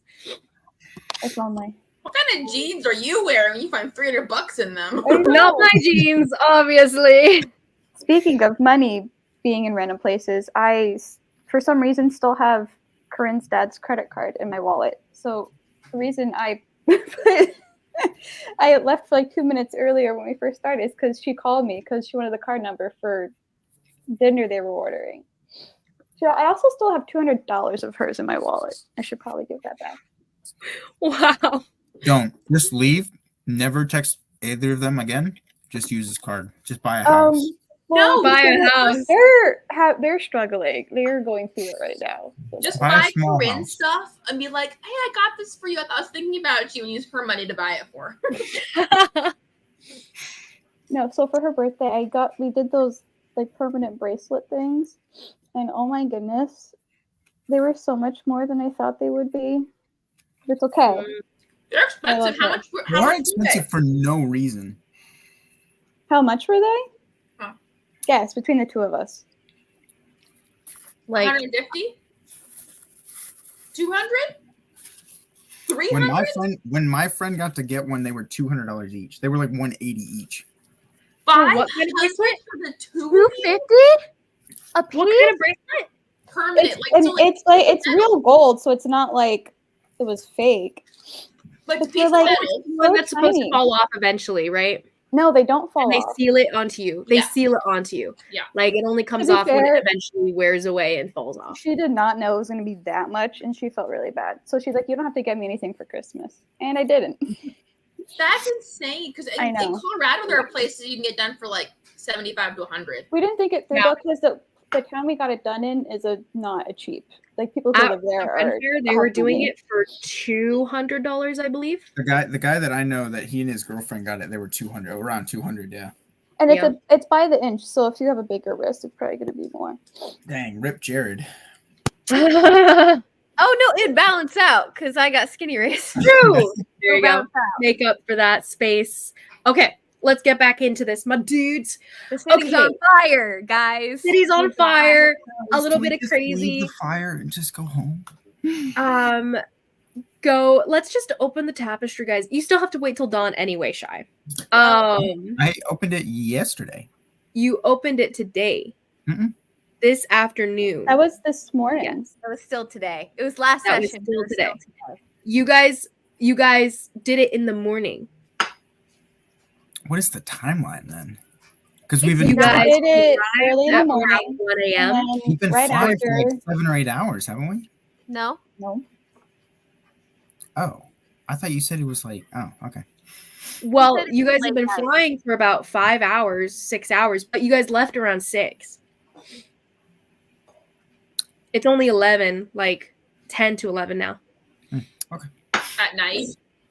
Mm-hmm. Anyway, so, what was I sharing? So you guys see the fire at this distance. You guys are still hovering about 30 minutes off from actually entering the city here. Kanari, you trying to put together the pieces, thinking back to all you've learned so far. The only thing that really occurs to you as to why this could be is, okay, first thing that occurs to you. There had been the list of cities within the evidence, and that list of cities you guys had discovered are damaged one way or another. One was the city that was destroyed by Coagumus way back when. One, you guys, how do you guys describe this? Well, okay, the cities that you knew of on the list were damaged. One is a city that's nearby your monastery, Kanari. Not that you've checked in with it recently or anything. One was a city destroyed by Coagumus way back when, and one is a city that you guys found out within rumors had been the city that was the start of the war, where the war started with the Druids. So the Druids had attacked it and basically wrecked the city when I was everything blew up. wondering if it was the Druids who did it, but I highly doubt that. That happened with that city, but that was among the list of the cities. So you're thinking, is this another list thing to add to the list if it's by Lusitania? If it's Lusitania that's attacking it right now, you're not even sure about that, because there is a war going, or like tensions that have been going on between Kel and Tal and Elithkar and Tal. There's also a dragon loose, you know. There's also a loose dragon, yes. But yeah. So all that occurs to you first, and then secondarily, Hongwonju needed to do the ritual resurrection spell without a magical dissonance or complications from the spell, but from being in the magical realm. So maybe whatever's going on was purely to get rid of the magical barrier that's surrounding the city, so that magic can go through freely and fully. But that's the only other explanation that you can really put together in your mind.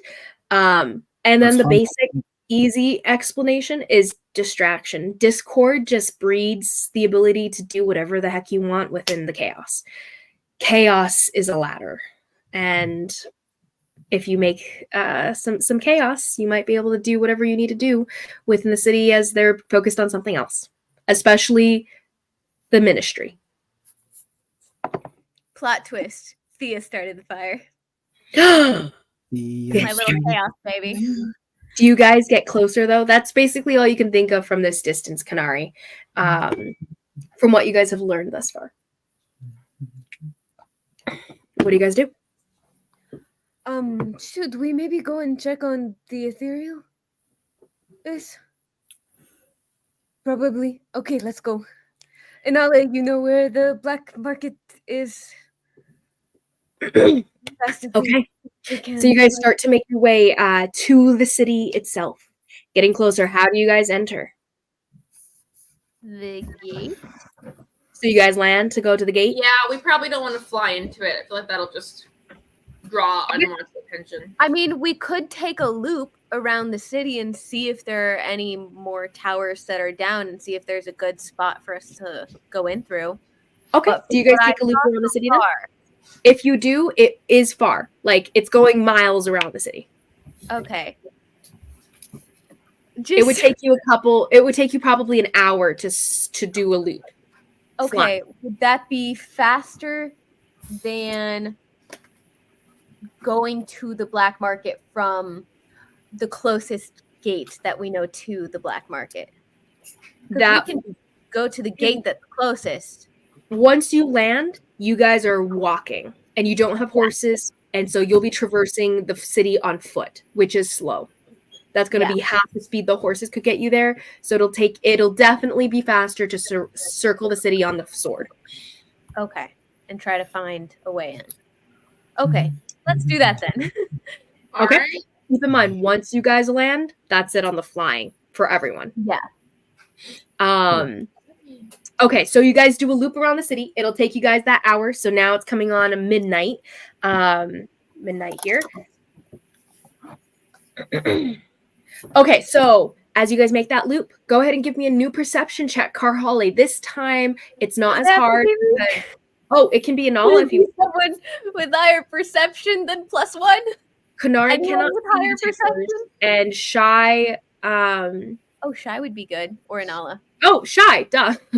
Shy doesn't exist. Shy's an enigma. Let's be honest. So am I rolling? As you guys take this loop around the city, Shy, you looking on with the eyes of the robe. Can I also roll? Do you have dark vision, actually? Anala does. Yeah, half elf does. So yes, you can attempt to help. I got 180 feet of dark vision. Woo! Did you take advantage, Shy? Or was she rolling separately? What is this perception? Mm-hmm. Oh, we can both roll separately, or do you want me to have advantage? And I don't care. I thought that was the purpose of you asking for help, was to gain advantage, but rolling separately is fine too. I believe Anala already rolled, so it is now separate. So go ahead. What did you get, Anala? 21. 21. Shy? 19. 19. Okay. Both of you, it wasn't so hard now that you guys are kind of circling the city, getting the better angle on the whole thing. So now you can see as you guys take the hour to circle it, you can tell that there's in a little circle, it's basically every other tower except for one corner, which has two towers next to each other that are broken. So you could go in, you could fly in the in between of the two broken towers, and in theory, not be visible to the towers adjacent to the two broken ones, since that's a large chunk of space.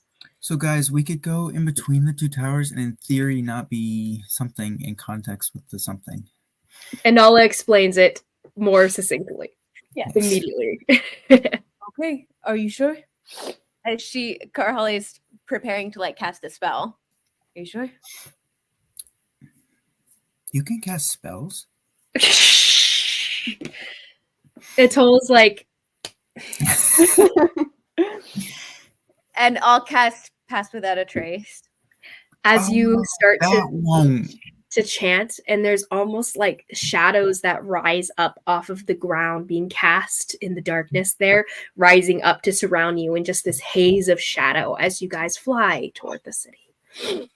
So everybody roll me a stealth check with the additional 10 of Paths Without a Trace. Etoile will roll as well. Well, if Etoile and I are all getting dragged along, You guys can still speak accidentally or shout out or be fair. like, oh, yeah, Okay, that's okay. crazy.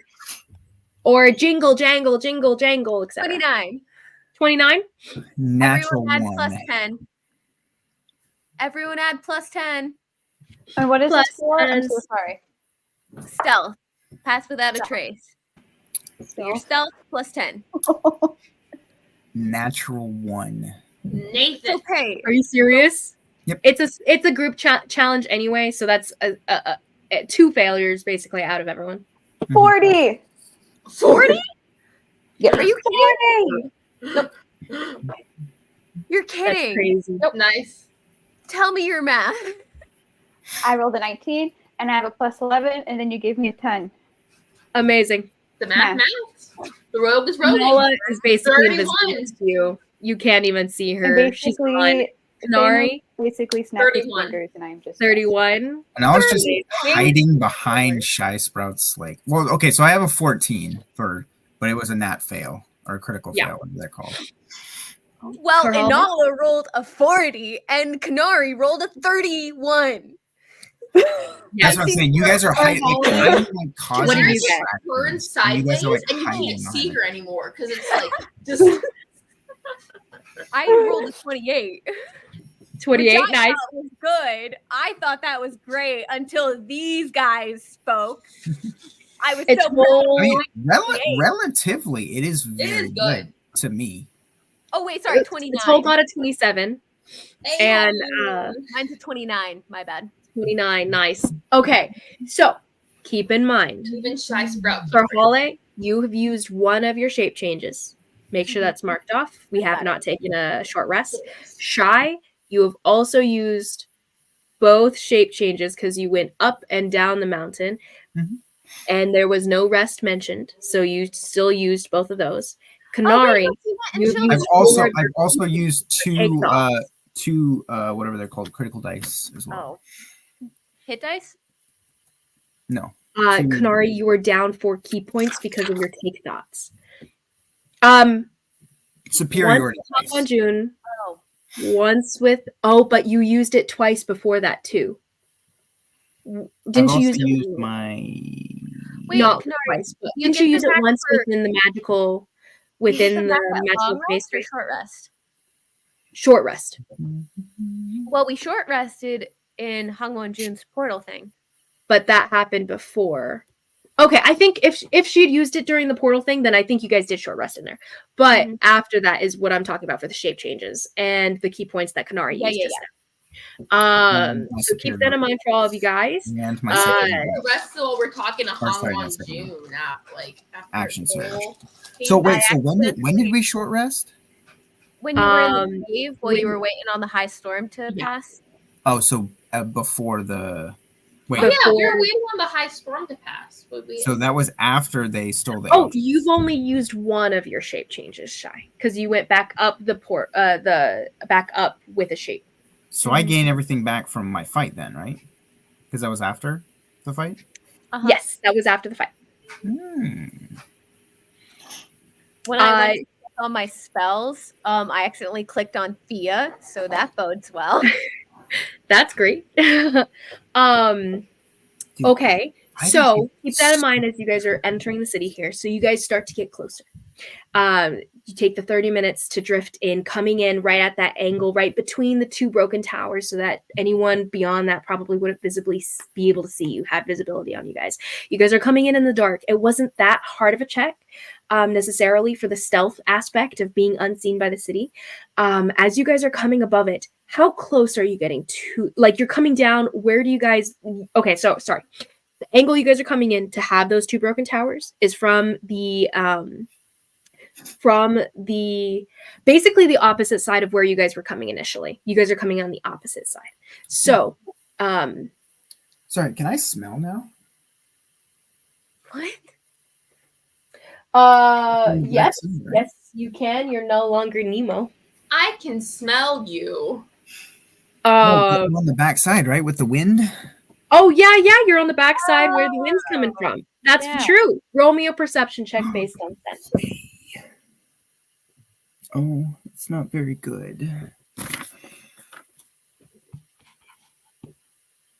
12. 12. You see. Well, I'm smelling. Dang it. I'm smelling. Yes, you're smelling. You smell. You guys are coming from toward the Scriven Ward, by the way. The Scriven Ward is the angle that you guys are coming from. Scriven. For the city. Sorry, what was the number you gave? I don't remember. 12, I think. Yes, I rolled an 8, so 12. Okay. So 12 as you're smelling. As far as you can tell, it smells like just burning buildings. Nothing special that you can tell with a 12. Okay. Mm-hmm. And as you guys are getting closer, you guys can see chaos, basically. As you guys are getting closer, it's starting to register that it's less that the city is on fire and more like fires have just been kicked up by whatever chaos is going down on the ground floor. You guys hear screams, you guys hear shouting in the streets, you guys hear cries for help. All of the above. As you guys are getting closer, you guys can see groups of people running, the different small ant-like sized people running to and fro, looking for shelter, ducking under buildings, and then other same size little ant-like figures, darker figures, chasing other ones. As you guys are getting closer, it looks like people chasing other people, until finally you guys get like maybe 30 feet from the ground where who would notice this first? Probably Shy. You've never encountered this personally before, Shy, but you can just see one like some sort of creature pounce on a person and like take them to the ground from where you're at, and they're shouting out, no, get it off of me, trying to push this thing off of them. It's humanoid. Bad kitty, bad. Oh. And it starts to like bite into the guy's neck, and he shouts out in pain, just like rips away, and it looks like a person from this angle as they're attacking them. They don't seem fully human anymore. Bad human. You can actually smell from this distance, Shy, the smell of rot and decay. And the guy shouting out in pain, close to you. I thought we were still in the air. I thought they were ants. You're about 30 feet off now. I did say that. That's why you're close enough to actually smell that decay coming off. Something you couldn't scent from farther away as you were didn't necessarily roll high enough, but now you're close enough to actually sense that. But at that point, you do see hear the of an arrow released as Etoile from her like floating tugboat position and stuff does release an arrow toward the creature that's on top of the man here, and she's rolling to hit.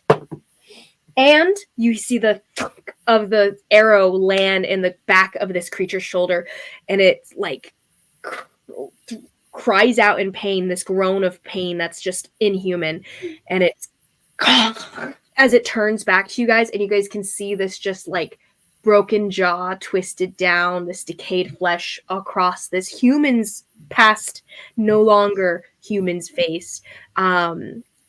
Some sort of undead creature, undead human that's ripping into its flesh. Jump down, and I'm gonna jump down, and as I'm jumping or landing or whatever, I'm gonna be like, "Well, what are you?" And the creature itself, like the arrow kind of lodged itself into its shoulder, and it's you see this black gunk pouring out of the wound.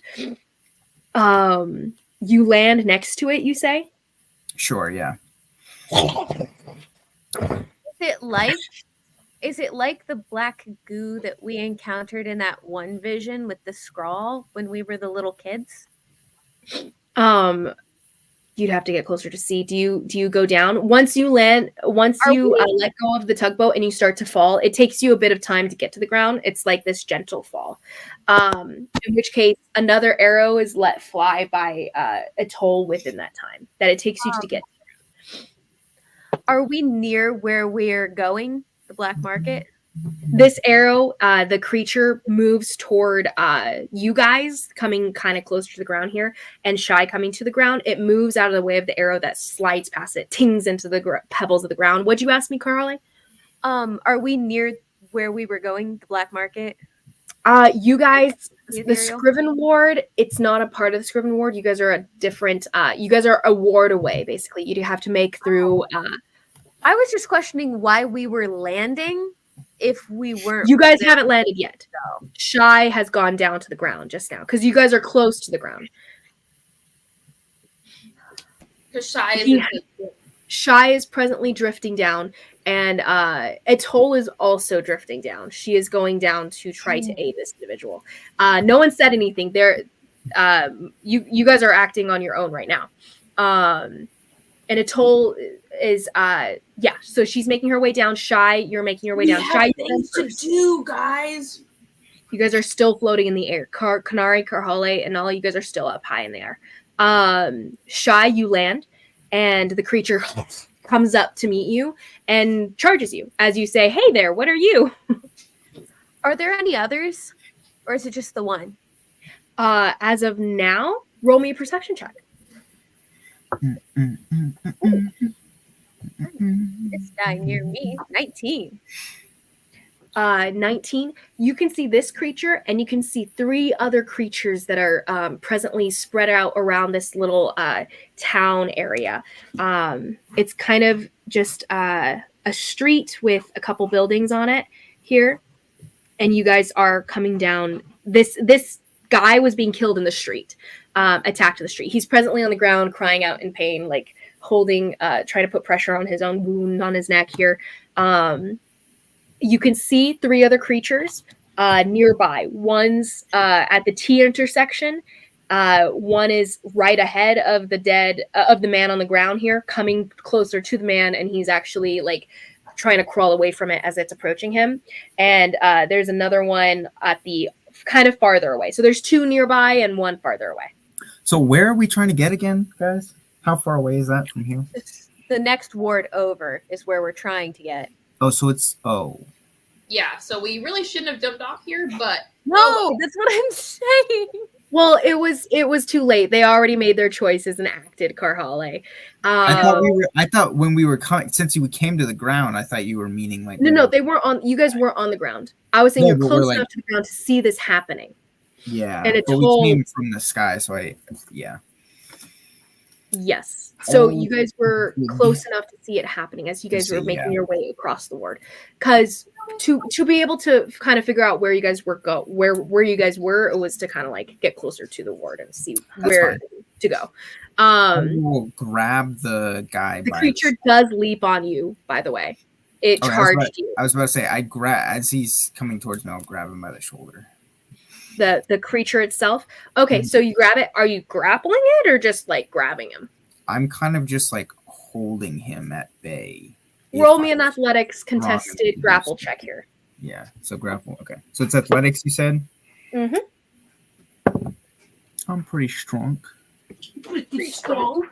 Wow, I rolled a 2. A 2? That's not great. Especially, he shakes you off immediately and leaps on you to bite at you. That's going to be... Okay. That's going to be a 19 to hit. Dirty 20 to hit, actually. And... So my athletics... So the check against the guy is... Athletics. He gets a 17. Oh, yeah, I fail that, unfortunately. And it bites into your neck. As it bites into you, you take 5 points of bludgeoning damage, teeth damage, piercing. Wait, he hits me? What was his? He bites you. Yeah. Because he attacks you immediately after you fail the grapple. Oof. Oh, so it's not an attack roll, it's like a whatever roll. Okay. Well, this was an attack roll. His was an attack roll immediately after you tried to grapple him, and you failed, and he bites you. Not that he couldn't have bit you, because he can still bite you even with a grapple, but he just attacks you immediately after you do that. No, I don't think he got it. What did he roll for his attack? He rolled a dirty 20. Oh. Okay. Did you not hear me? No, sorry. Oh, Nathan. Well, my sister interrupted me, so that's why I was distracted. Okay. I take 4 points, you said? 5 points of piercing damage here. As it bites into your neck. And you also the other zombie is presently arrived at the fallen guy who's like crawling away at this point. He's arrived. The other zombies are coming towards you. As soon as one started charging Shy, I'll look up to Kanari and Anala. This guy is almost as much trouble as the last one. And let go. As you say that, Etoile does land right behind you, Shy, as you're being attacked by this Kanari kind of shouts down, but we're not invested in him yet. Speak for yourself. Etoile's gonna say, Shy, are you okay? I'm gonna take care of the guy. Sorry. And she's gonna run past you. My rattlesnakes bite harder than he does. Karhale, it'll take you a while to get to the ground, like another round to get to the ground from where you're at, because the slow fall is still on you, and it's a slow fall. But you will get to the ground in just a second. And Inala, Kanari, you guys are still balanced on the sword. You guys could drop to the ground. You're not controlled by the slow fall descent thing. I suppose I will. Totally up to you guys if you need to. But Shy, what are you doing? So I've got what, 15 zombies around me?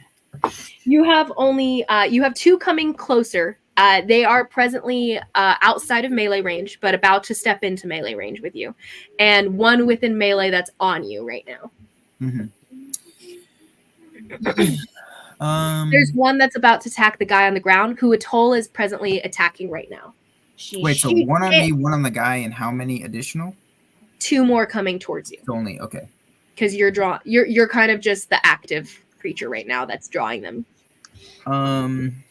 So he's like crawling on me, right?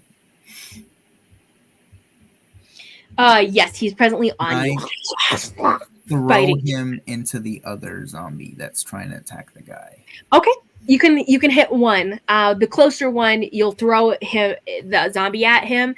Go ahead and roll me a strength or an attack using him as a boulder, right? Can you do that with boulder? Are you using like the boulder ability? Because does it apply to everything that's not a boulder? No, the stone throw? No. I don't think it. No. You have the ability to just throw things, though, right? You can just throw things and have the proficiency with it or something. You have that feat. Do you? If not, that's fine. I was just wondering. I don't think so, unless you gave me something I didn't realize. No, Like Tavern Brawler I feat? thought you took the Tavern Brawler feat, to be honest. No, because that's Aw. Carhale. That's Okay. I didn't want to. So you chuck the body at the other zombie. Roll me a strength check. A strength check. Yes. Oh my goodness, my strengthies are really strengthenizing. You are very strong, so I don't I'm think super weak. you are. My rolls are at least. Strength check, you said? That's an Yes. 11. 11. Okay, you throw the body and it hits the ground right where the feet are, but you do pick him up. Well, hold on. Contested. Go ahead and roll me a contested. I thought he was already crawling on me. Like he's on my body already. Well, yeah, but you're fighting him to throw him. Oh, okay. Go ahead and roll me contested athletics.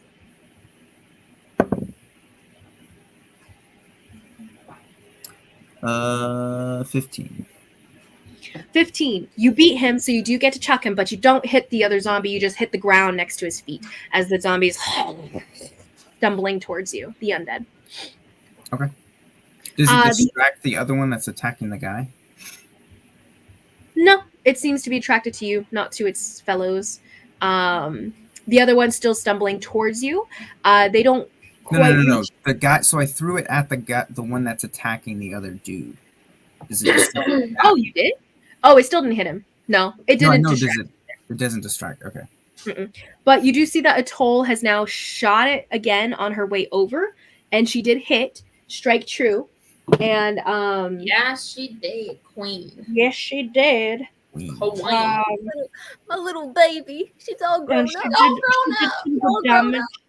She did some good damage, and but it's still up and going. And then she charges forward with a little sword strike. She whips out the little lame long sword you gave her and strikes at it too. Once she gets close enough, she takes. Carhale is smiling. Carhale is like kind of falling still. She's just like smiling to herself. The other one misses though, as the zombie like moves out of the way and starts to attack her. But now you have two zombies coming towards you, Shy. They're finally in your range, and they do both attack you as they come towards you. These ones both attack with a 16 to hit and a 14 to hit. Neither hit. So both of them leap on you, start to try to bite at you and everything. And you're like pushing each face off, shoving it away from you. I don't want to kiss. One's a woman and one's an older man. They both have black goo drizzling out of their mouths and decay across their faces. See, if I had a mom that taught me anything, I feel like she'd tell me to brush my teeth, or this would happen to me. Only you land on the ground. What do you do as you see two wrestling with Shy, one standing up next to Etoile, and one attacking Etoile presently?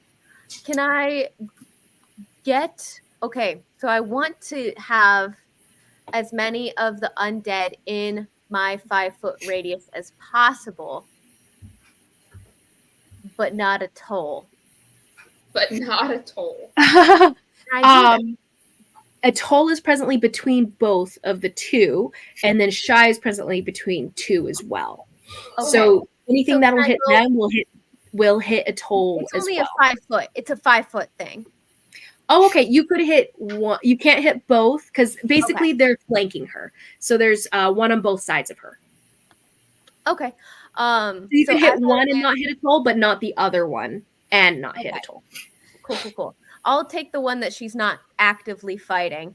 On my way down, I'm gonna use my bonus action to cast Earth Move, and so as Carhale lands down onto the ground, it's supposed to be that she's landing like very softly, but the ground rumbles as she lands.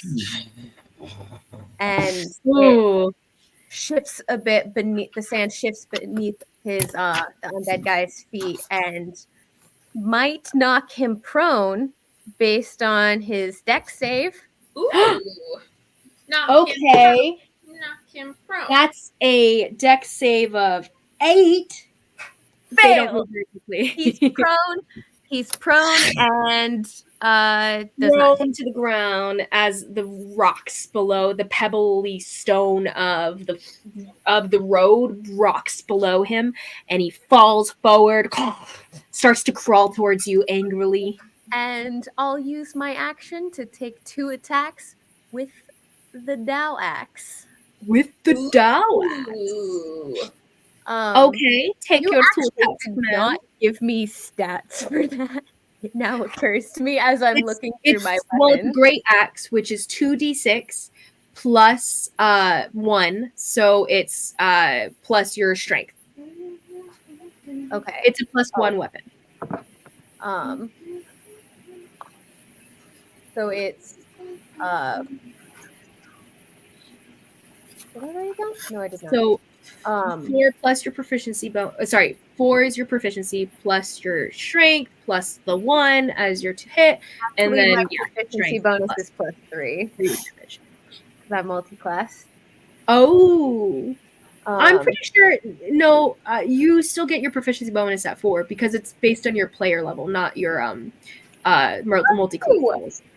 really? Are you sure about that? I thought That's player level. I did not realize that. Okay. So it's just a standard plus 1. I'll double check, but I'm almost 100% sure. Okay. Efficiency. So just for the does it do different damage? What do you mean? Does it do like different from slashing? Just bludgeoning. It's also counts as slashing, yeah. It's also counts as a magical attack. I figured that much, but yeah, I don't see. Yeah, based on your total character level as shown in the character advancement table, not your level in a particular class. Oh, sweet. Alrighty then. I need to work on my character sheet then. That was the nice thing about proficiency bonuses. Yeah, I did not realize that. I was just going based off of the what's listed. It would be very weird to have a plus 2 it makes sense. proficiency if you multi-classed in multiple things, but we're technically a 20 level character. Yeah. 20? 20th level. I don't think you ever sent. What if you multi-classed in everything and had a +1 proficiency bonus? That would be interesting. Quite. Guys, I've been using my wrong stats. Wait, did you think that too? Well, no. That's entirely different. I was using the wrong. I'm using my old character sheet. Oh wow, good job. Well, that sucks. That's embarrassing. That's embarrassing. That's embarrassing. Dang.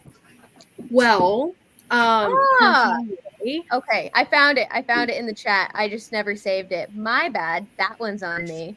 I probably should have done that before I tried to use it. I found it in the chat. The Dao axe stats. Yes, we are good. Gucci. Lovely. Yes. I was just checking. I do have another question about it, but that can wait until later. Actually, no, I'll just ask it now. So it says, as an action, you can slam the axe into the ground, forcing all creatures within 15 feet to attempt a strength save or be knocked prone. Does that count as an attack for my double attack feature? It's an action to use. It's an ability of the axe. It is a single action, so I wouldn't be able to do that and then make a single attack. No. Okay. Cool. It's basically activating the magic. It's the act of activating a magical object. Okay, so on this bad boy, I'm gonna attack twice. And let's see. I'm not gonna. They seem kind of squishy to me, so I'm not gonna bother making it reckless. Oh, she's getting cocky. I got a 27 and a 24 to Both hit. definitely hit. Yes. So that is This is the one that was not presently attacking Etoile, right? yes, that one. You will have advantage on the be- attack because of the proneness, but I mean, you definitely hit either way. Yeah. Okay, so that is Oh, it's dark. Technically, it's a straight roll for you because you have dim lighting. Dim Oh, lighting applies to everyone that doesn't have I dark didn't- vision, which I is only didn't roll Cheyenne it. and Nala, I and didn't Kanari roll technically it. is sight. That was a straight roll anyways. I forgot to make it an advantage. So It's all okay. It's okay. I forgot with the toll as well. So it is oh crap. I really need to be not my turn so I can do the math on this. I'm just gonna do real quick. By the math. way, Shy, you're on deck. It is that's a D10, not a D12. My bad. So that is a 12 plus 5, 17. So 17 for the first attack and Mm-hmm. 13 Hits, for the second slices across the front of its body, and 13 for the second. You cut its head off immediately, and it Yeah. stops moving. It twitches a couple times, which is a little freaky, but then it stops. Woo! Okay, now that it's not my turn, I'm gonna do the math on this and make sure I got that right. Amazing. And Shy, what are you doing? You have two that are presently on you. One that's being attacked by a toll. I will just pick up. Is there any debris anywhere near me? Yeah, you have a couple stones that are laying on the ground, as well as there seems to be some boxes just lying around against the random buildings next to you. You'd have to step away from the creature to get him. Well, so is he still attacking the one guy on the ground? The one Right now, Etoile has basically taken up its interest in attacking it. So only Etoile is being attacked right now, beyond you. And the one that Karhali killed is dead. Okay. I'll just look. I mean, if you want, you can look beyond your alley. There seems to be crying out and like shouts of distress, kind of everywhere right now. You can hear echoes of people like, "Get away from it!" or "Crush it!" or "Kill it!" or whatever. At a distance, it seems like these things are running rampant across the city. This is not the only place that a couple citizens are being attacked. Yeah. Yep. Okay. I forgot to increase my strength score when I attuned to this, or I swear I thought I did, but I think I saved an old version of my character sheet. So yeah, I have to re-update it. But Amazing. Yeah, my strength modifier is a +6 now. Amazing. So thanks everyone. That's all. All the bulk. It should have been an extra +2 to hit and an extra +2 of damage, but it doesn't matter because he's dead anyways. Nice. You notice with your actually, what are your guys' passive perceptions? That's cute. I don't notice shit. 10. 10. And Shy? 14. 14. Oh, just the two of them? All of yours, actually. Oh, 18. Okay. You said what, Shy? 14. 14. Shy. And Nala, what's your passive? How do you calculate passive again? It's basically 10 plus your perception skill.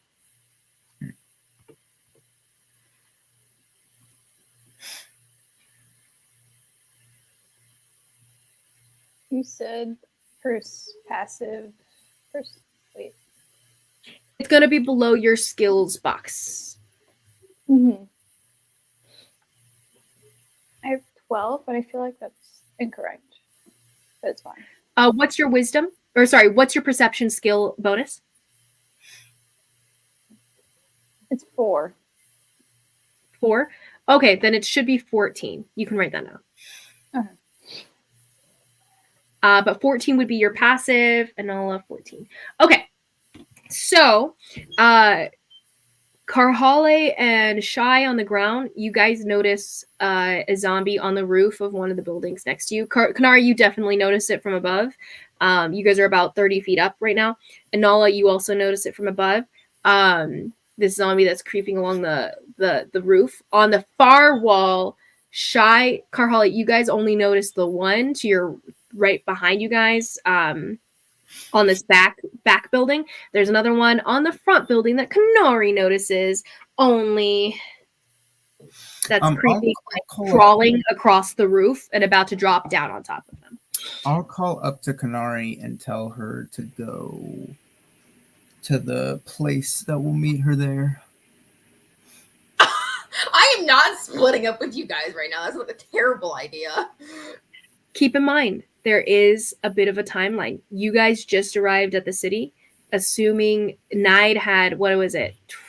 A big head start on you guys. So there is a bit of a time We need to go. We just need to run. I don't think we need to stay and fight all these things, unfortunately. This is not our job right now. Hard choices. Well, that's why I said you go ahead. I think we all need to go and get out of here. There's more coming up along the wall. I think it's gonna keep coming. So let's just go. I think we can outrun We'll them. meet you there. We can't fly with you. Right, we're not splitting up again. We'll just all run. We can't fly with you. I also run faster than you. I'll just run with you. It's fine. You Okay, guys you'd still be ahead of me. As you guys are saying this, Karhale, you're attacked by the creature. Shy, you guys are also attacked by the creatures. Okay, so Shy, natural 20, and what's it called? The other one's 11 to hit. Doesn't hit, right? No, it doesn't. Do I take my turn or no? Yes, you. Well, I would say that you guys were talking. So there was like holding back at it, but no action before you guys before this happens. Though they're not super powerful. It's just kind of like you guys are talking and it's like trying to bite at you at the same time. So the one does get a hit in before you act here. It's only 5 points of damage, slashing damage as it bites into you, piercing damage. But now you get to act Shy. Karhale, the one that attacks you, does not hit. Oh, sorry, it was to Etoile. Does not hit for Etoile either. Because the one that was attacking you was dead. But Shy, what do you do to the two that are next to you right now? As you're shouting to Kanari, you should leave! As you do this. I will just throw the two zombos against a wall or something. I don't know. Okay, throw them away from you. Roll me a strength check. You can pick up one and throw it. You can't throw the other one at the same time, though. Strength, you said? Mm-hmm. Oh, sorry. Give me a contested athletics to throw one. You'll have to fight it to throw it. 17. Good. You beat him. You throw him. Strength check. How far you get? Go ahead and what's your strength check? Oh, strength check?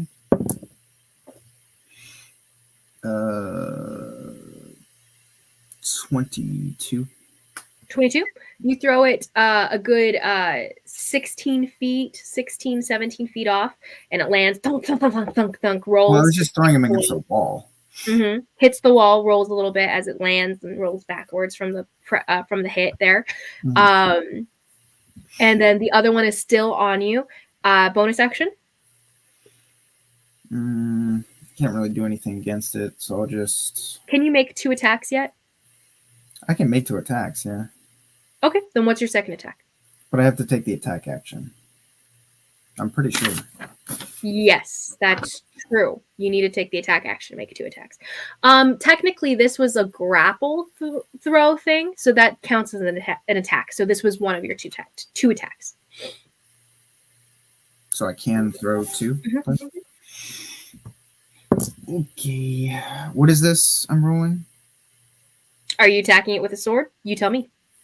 Well, no, I'm just throwing it.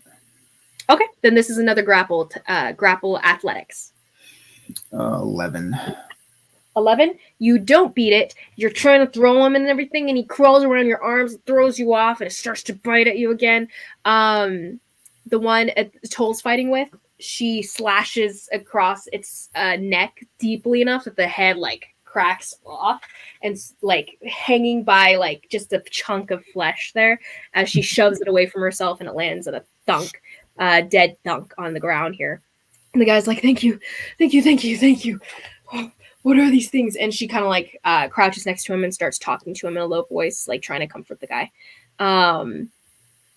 The other two get up and start to crawl back toward you, Shy, and two more, like, one leaps down onto Karhale here, one leaps down onto you, Shy, from above.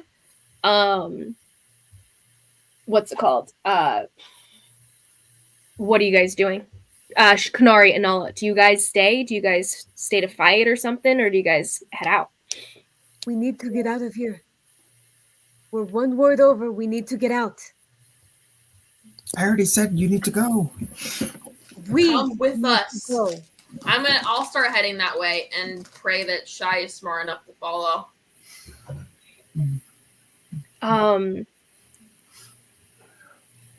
Etoile shouts back. She goes, I'll join you guys. I'll join you guys later.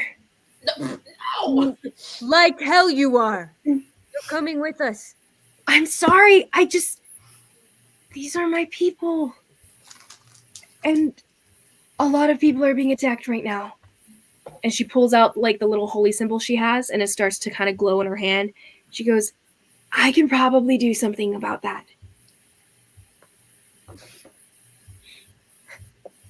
Kanari, can you tell me where the loudest, like the sound of like where the biggest group of these things are coming from? I look towards Karhale, like she's looking up at you from the ground here, like kind of like I could lie I'm to not her. doing this. in my I pick her up and I throw her over my shoulder. I was you well, go down to the ground with you, so you're presently on the sword. I'm right next to her. That's what I was about to do. Then you do it, please. I'm not doing this. We're not splitting up. Yeah, that's exactly We're what I not was doing going to this. do. No. Okay, when you walk over to her and she goes, Karhale, you guys have a timeline. Do you really want to be fighting me on this right now? You know how much work we went into bringing you back?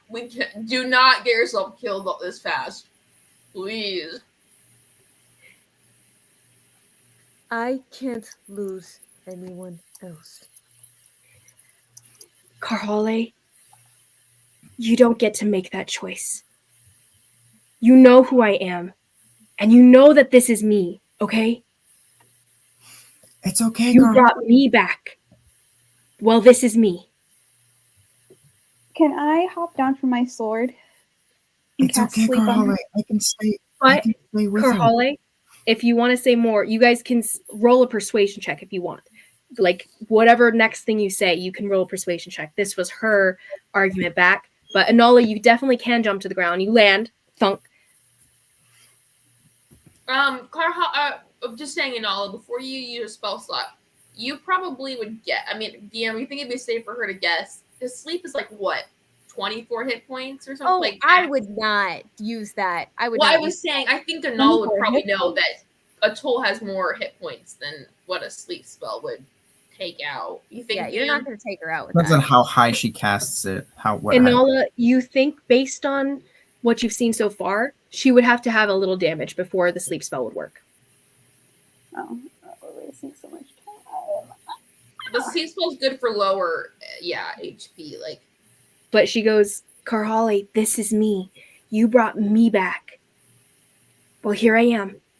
oof, And these are my people. oof.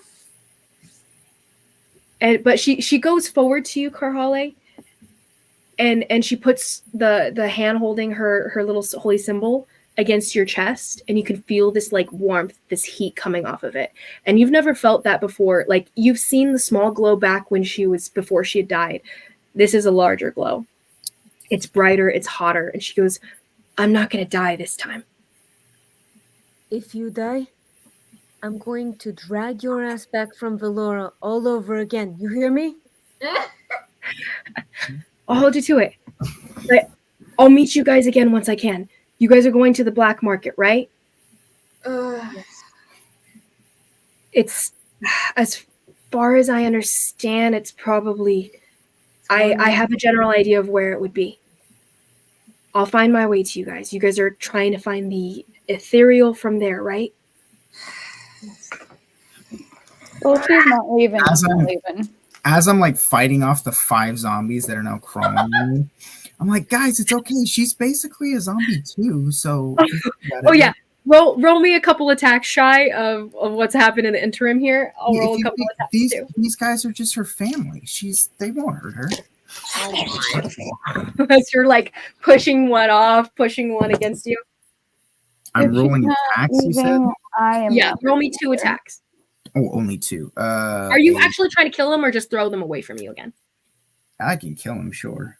It's up to you. Are you trying to kill them or are you throwing them again? I thought throwing them would kill them, but I can kill them.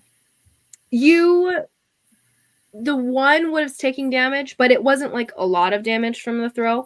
Like they're not weak.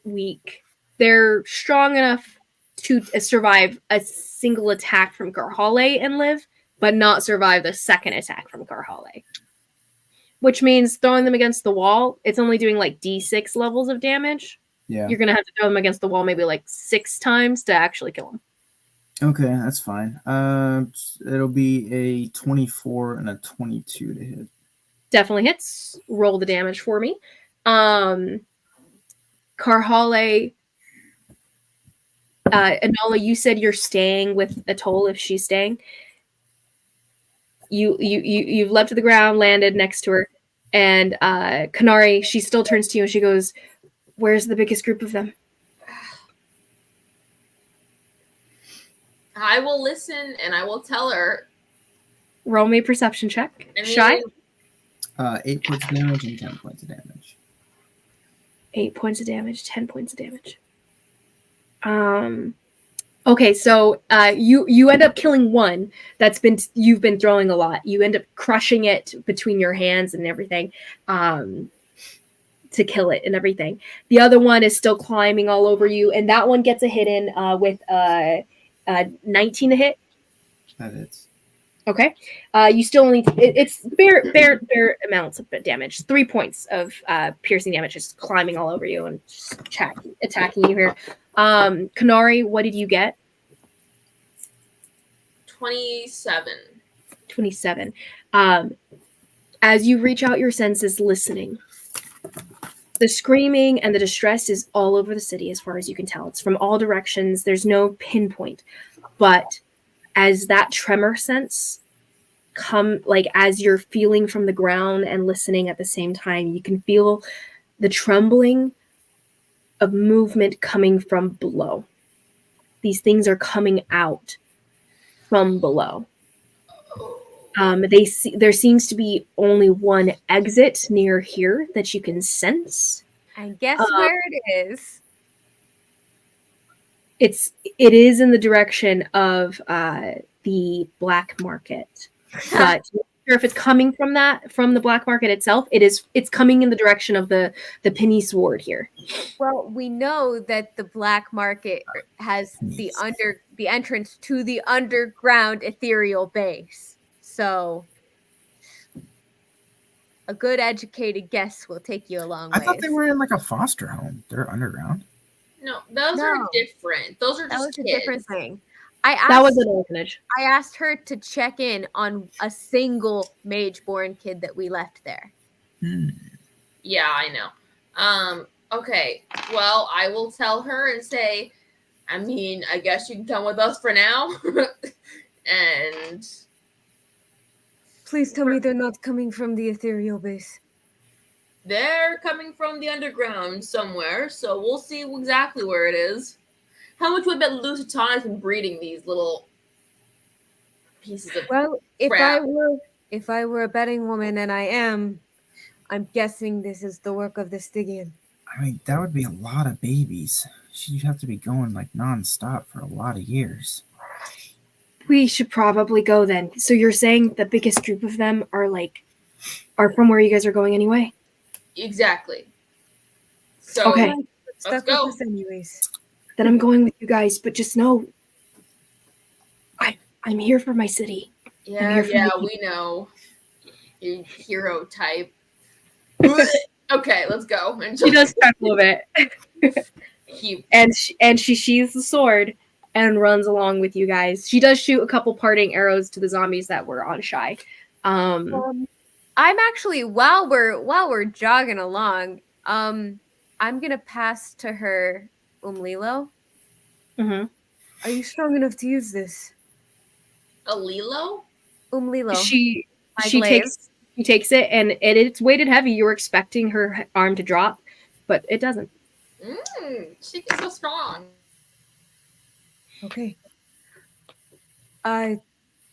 It's a bit special. And I'll say to Umlilo, and it turns on. It's a flame.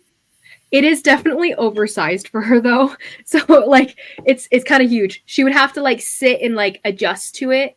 Well, I don't know. She's so much shorter than you. A weapon that's for you, a glaive that's for you, is like double her size physically. If She's a she little can- taller now, but not that much taller. She can. Okay, I was gonna. It's a better weapon than what she's carrying if she could handle it. That's all I've got though. She does pick it up though. She's like, I'll use it.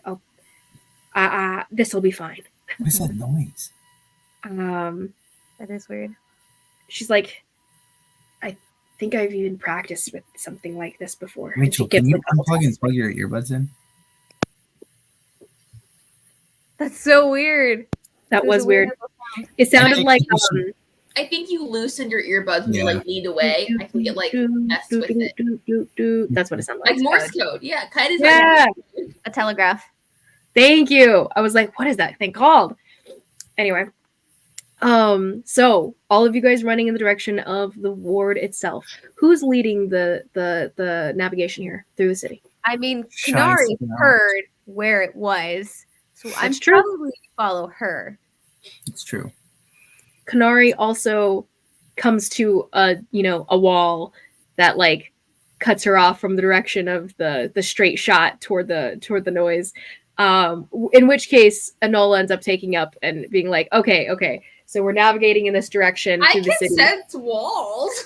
You can no. I'm saying you come to a wall and you're like, okay, we need to get it. Like, I'm saying that like you know the direction, general direction, but you can't navigate a city. You're blind. Like you can go around things and stuff and make your way eventually, but you're not like. There's going to be a slow version of events of you like figuring out like, okay, can't go through here. Let's try left. Oh wait, can't go through there. Let's try right. Oh wait, can't go through there. Let's back up and go all the way around because you're blind. Sure. So I will help Anal or Karhala or whoever I guess. Not me. It'll have to be someone who knows the city generally. Like it'll just take time is the main thing. For Kanari, who would eventually get there, just not efficiently. Except flying, Kanari would be able to get there immediately.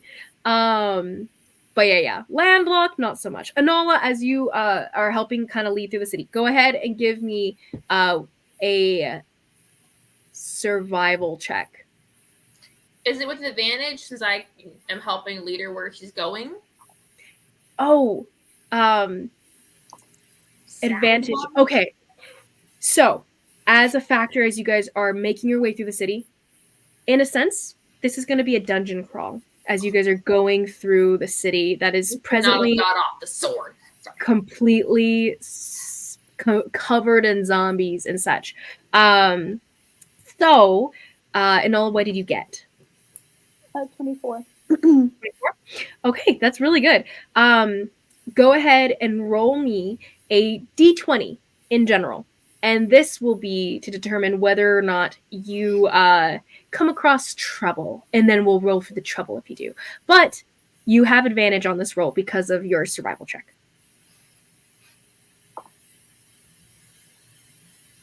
14. 14 for trouble. So as you guys are making your way through the ward, through the Scriven ward, let me give you, I meant to give you this list before we start this this section. You guys make it through the ward and get to the cross between the wards. You get to the wall that normally blocks you guys off, the gate that opens into the next ward. This is the gate that you guys normally have to pay a silver at when you're passing between wards here.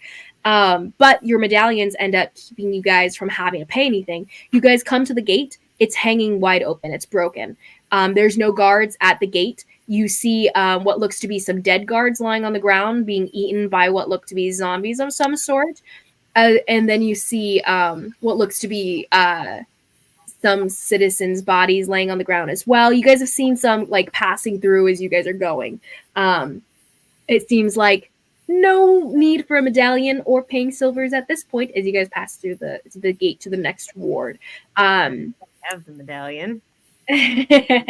But by the way, as a I was making this list for myself as well as for you guys, but among the allies that you guys have created within the city and within the surrounding story so far, you guys do have, first off, the Ethereal, which you guys are going to meet right now. Madoka and Akasha, a part of that group. Lucia, a part of that group.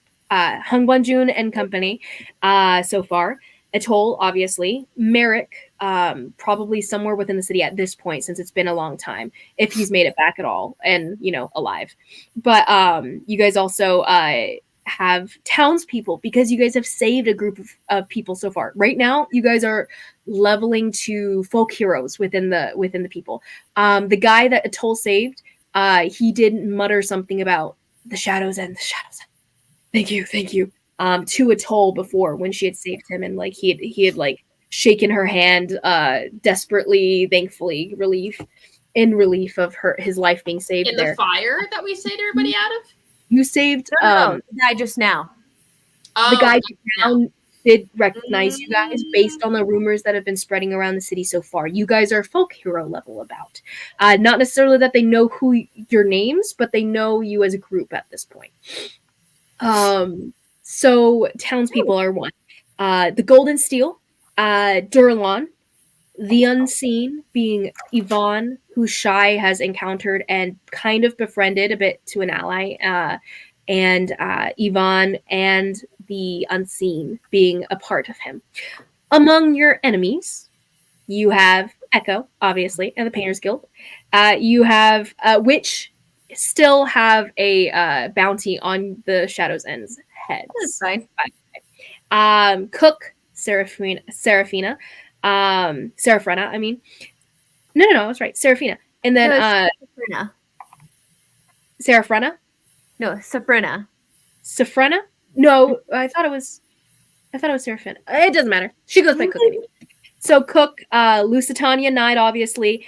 Atep, as you guys have. Wait, since, he's an enemy?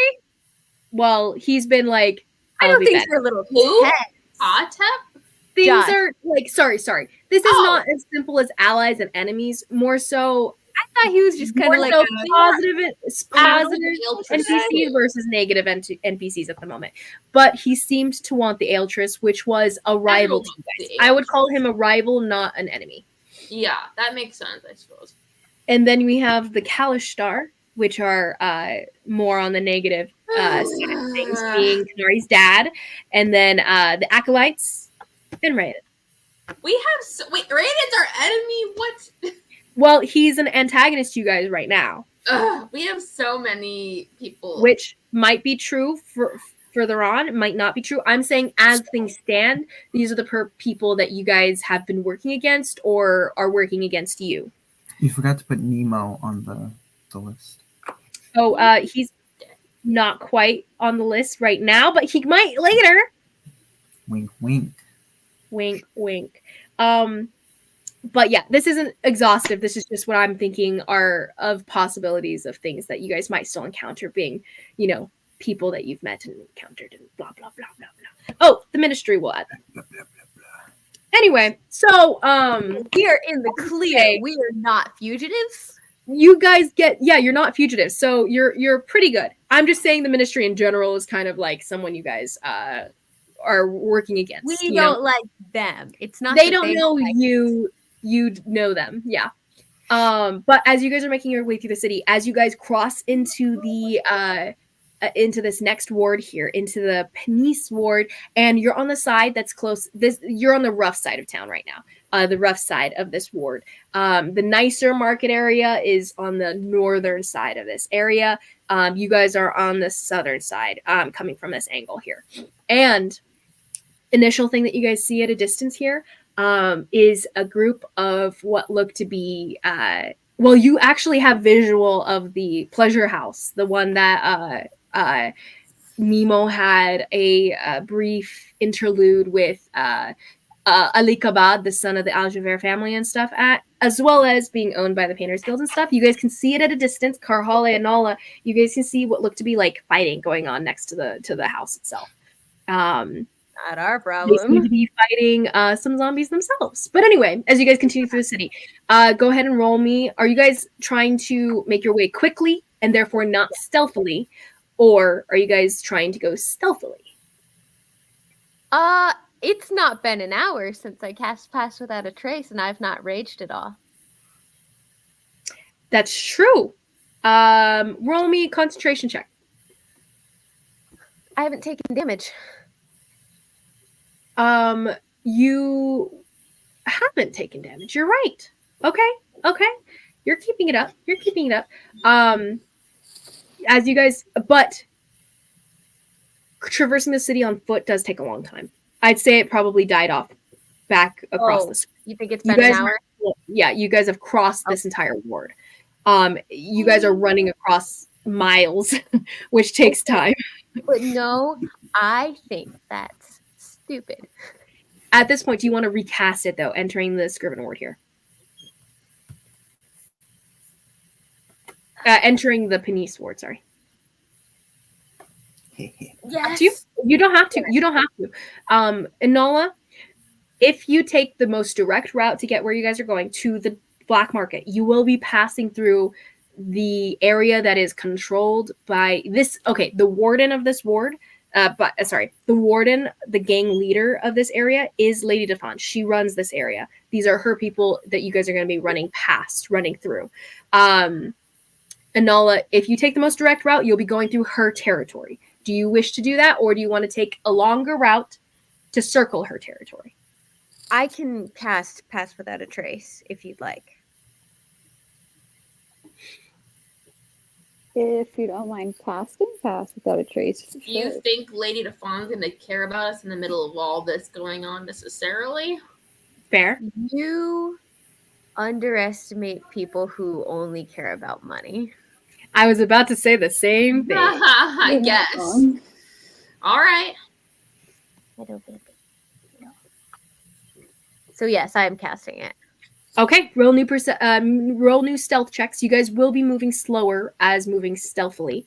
But if Pass Without a Trace does not. No, it just adds to your stealth roll when you make a stealth check. Boo. Boo, DM. Okay. It'd be pretty cool if it just added to your passive stealth, which isn't really a thing. Kanari? Well, stealthing is quicker than fighting. 26. Yes, it is. And 26, nice. Anala? And 21. 21, Shy? Plus 10? Stealth, sorry? Plus 10, 31. Don't forget my... I was going to say, I was like, wow, that was a dramatic difference from before. Plus 10, 30, got it. Pass. Karhale? 27. Pass. Shy? Nat 1. Are you serious? Again? How? Oh my freaking goodness. Nat 1. And then Etoile's rolling because she's running with you guys. Get some different dice. Not great. Not even Different. that. He just needs to cleanse them.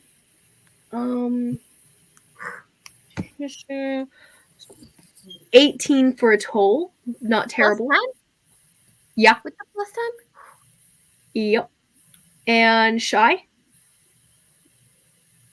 1. Sorry, I forgot. It was just so sad. I tried to erase it from my memory here. I'm rolling for them. Okay, so as you guys are all running and following Anola's path here, Kanari's general direction here, and you guys are making your way through, you guys are seeing zombies left and right. Sometimes you guys do see some skeletons ambling about, bones bumping against bones as they're like chasing people in the streets and stuff.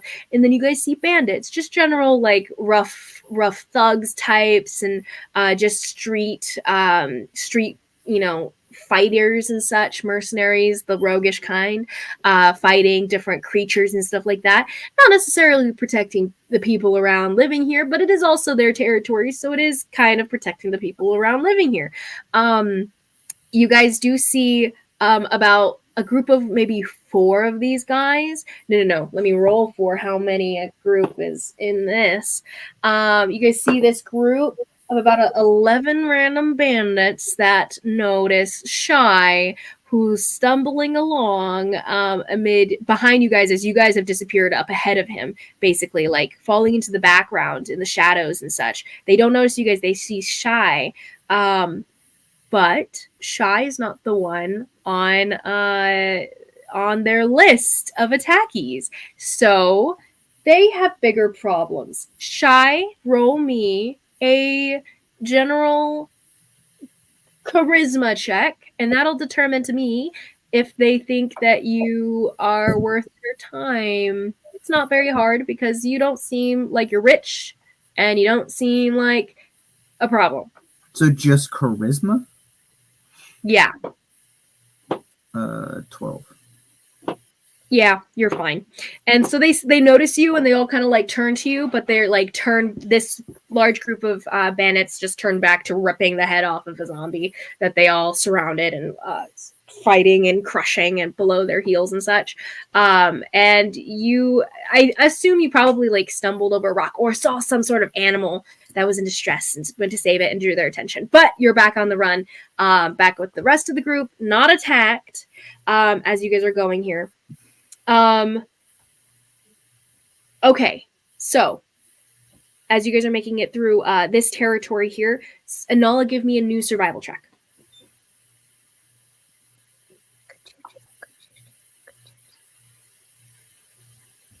13. 13. Okay, so this time, not so great as you guys come into some trouble on your way there. Kanari, go ahead and roll me a d6. 2. 2? Oh no, I'm nervous. Okay, No, so she as sounded you guys disappointed. as you guys are running through the city,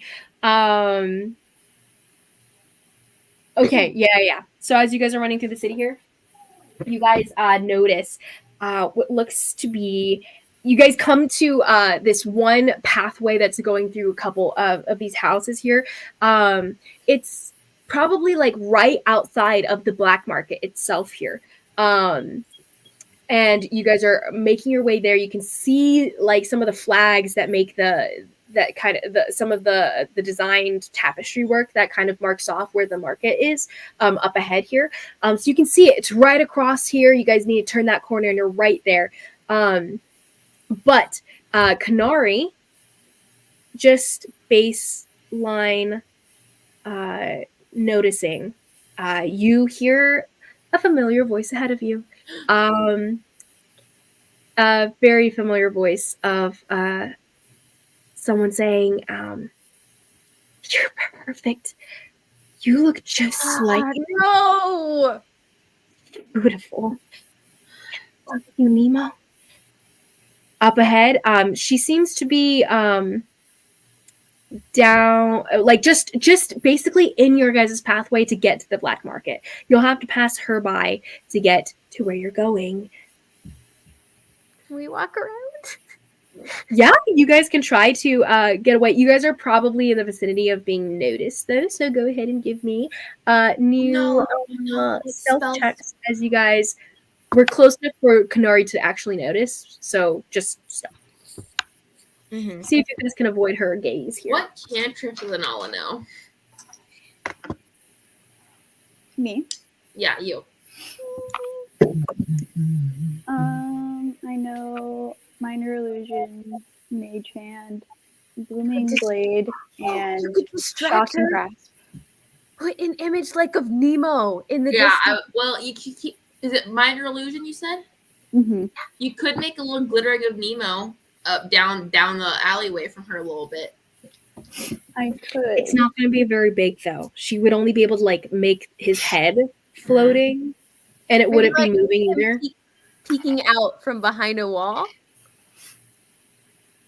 Yeah, I could do that. To try it, but It won't be that hard to figure out. Is not real though. It is a distraction. Yeah, but like she would want to like maybe inspect it. maybe. And I then would say Enola, literally you know can it's you roll guys. me. Go ahead and roll me your casting modifier. So it's going to be your intelligence score. What is your intelligence score? 4. 4. Okay, go ahead and roll me a d20 and add 4, and that'll be how convincing this illusion is with your cantrip. As you start to form it at the end of this alley turn, where Kanari said her voice was coming from, and where she would see you guys when you guys came out. So you're drawing her away from where you guys want to go. 6. 6. Okay, you That's immediately awesome. hear the sound of, what is that abomination trying to create something that looks just like you, Nemo? Let's go find out. Oh no! And she's going to. Her voice starts to rise, Kanari. You can hear it, like the angle of it, like starts to kind of like move upwards as she rises above the surrounding walls, so that she can see you guys. Stick to the wall? Actively looking for you now. What? Can we like stick to the walls? Yeah, you guys can try to hide. Roll me stealth checks. Okay, Shy, don't screw us on this one. I believe in you. Is it plus 10 because passive is still up or no? Yeah, I haven't broken concentration. Mine's at 27. 26. 27. Don't forget 26. to add your 10. And Anala, yes, that is going to be very useful to you right now. Did I get advantage since I was wearing my clothes? You have your hood. Yeah. Yes, you do, because you have the cloak of elven kind. 39. 39. Shy. 32. 32. And a toll. Oh, that's a 2. So that's a 4. So that's a 14. And that means so as you guys are all like crap, pull away to the walls and stuff, you guys all like find little alcoves, little like spots to just cram your bodies in to be nooks and stuff. Shy himself is pretty big, but he like hides next to a barrel and curls up to look like a barrel here. And you blend right in, Shy. And then Etoile's like, wait, what's happening? Does she know Etoile? Was Etoile dead when we met Cook? Oh yeah, Etoile was dead when you met Cook. That's true. And she goes, and who exactly are you, pretending to know Nemo? And she goes down, and you guys hear her voice coming over, and Etoile's like, what is going on? Talk your way out of it, sis. She's like, she looks over in the direction where Carhali's disappeared. She's like, I will line up to her and be like, she's crazy. Just say you're not worthy of knowing him, and keep moving. I'm sorry. I'm not sure who you're talking about. And she goes, someone made an illusion of Nemesis, and I don't appreciate someone, creating the likeness of my lover. And who are you? Did he know you? Did you know him? Are you in love with him? And she goes, I don't know who this is. So no, I'm not in love with him. I promise. I'm not worthy of knowing him. I'm sure. Who's Nemo? I'm just going to roll a deception check. Um, and then that's going to be contested. I can't I see love it. it when Liz talks to herself. That's my favorite part of being a player. And so she's like, "Who's Nemo?" Ha ha ha ha. And you guys are all like, "Oh, it's so bad," and everything. The cringe is real. But then Cook is like, "Oh, okay, you don't know him. That's great." She does walk over to Etoile though, and she goes,